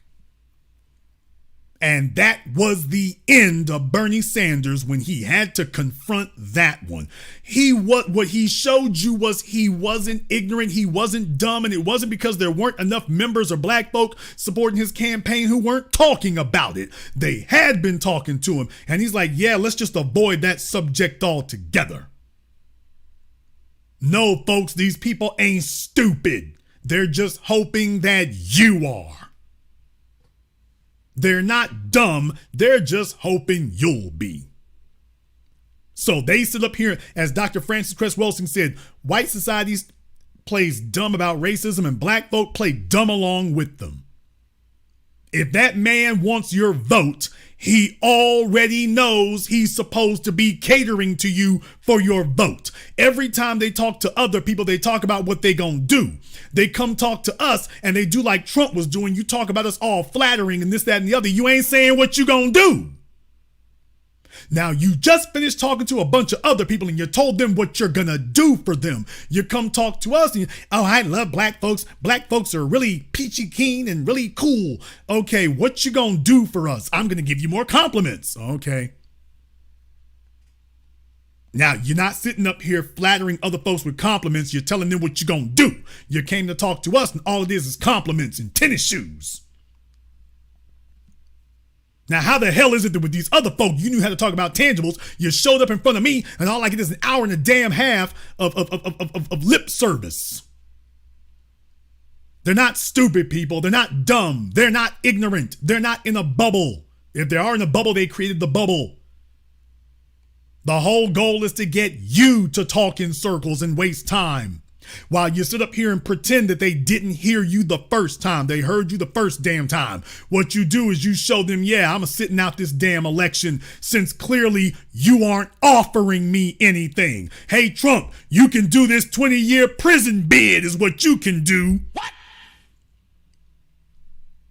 Hey, Donald Trump, since you don't seem to be able to articulate a black agenda very acutely and very sharply, you can do this prison sentence very sharply. Damn. I bet you he'll get the point then. I bet you he won't need any poking or prodding then. He's already backing off all of that tough on crime Central Park 5 doesn't matter if they're guilty or not talk. He already backing up off of that. Yeah, them prison bars are coming into focus. Yeah, that prison is coming into view. All of a sudden now, yeah, all that tough on talk crime is going out the window now that his prison sentence is coming into view. Well, I'll be damned. He's not as tone deaf as you thought he was. Oh, he heard us the first time.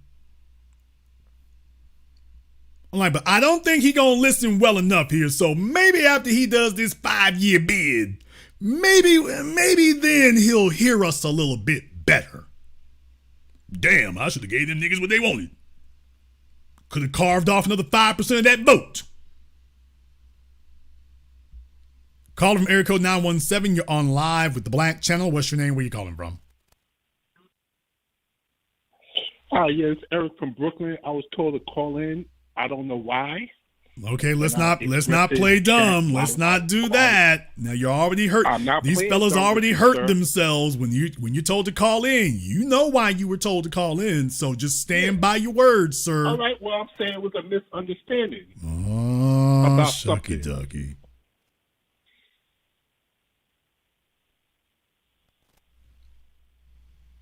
Okay, what was the misunderstanding, Eric? The troll who had called in and had said that the victims of the Black Wall Street, that their property and everything was restored. I said that was a lie. I said because if that was the case, then the survivors and the descendants of the survivors would not have had to take the case to the Supreme Court, in which they lost. Okay. So I was contradicting the troll. Folks. I did not disagree with you Now, at all. folks, please understand, for those of you who don't know, once again, I don't tell everybody everything I know.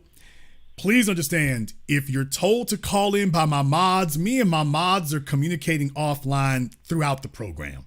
So for everybody who is new here, okay, sir, calm down. I'm doing an explanation here.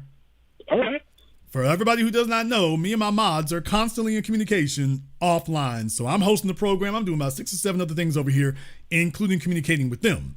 Your exact words were, if that is the case, why did the descendants lose the Supreme Court? Sir, if you talk again, I'm going to cut you. You need to just listen right now. Your exact words were, if that was the case, grammar notwithstanding, why did the descendants lose the Supreme Court decision that they was not entitled to reparations? You did not say that's a lie. That is not what you said, sir. Your exact words were, if that was the case, why did the descendants lose the Supreme Court decision that they was not entitled to reparations? Right. The way that they was not entitled to reparations.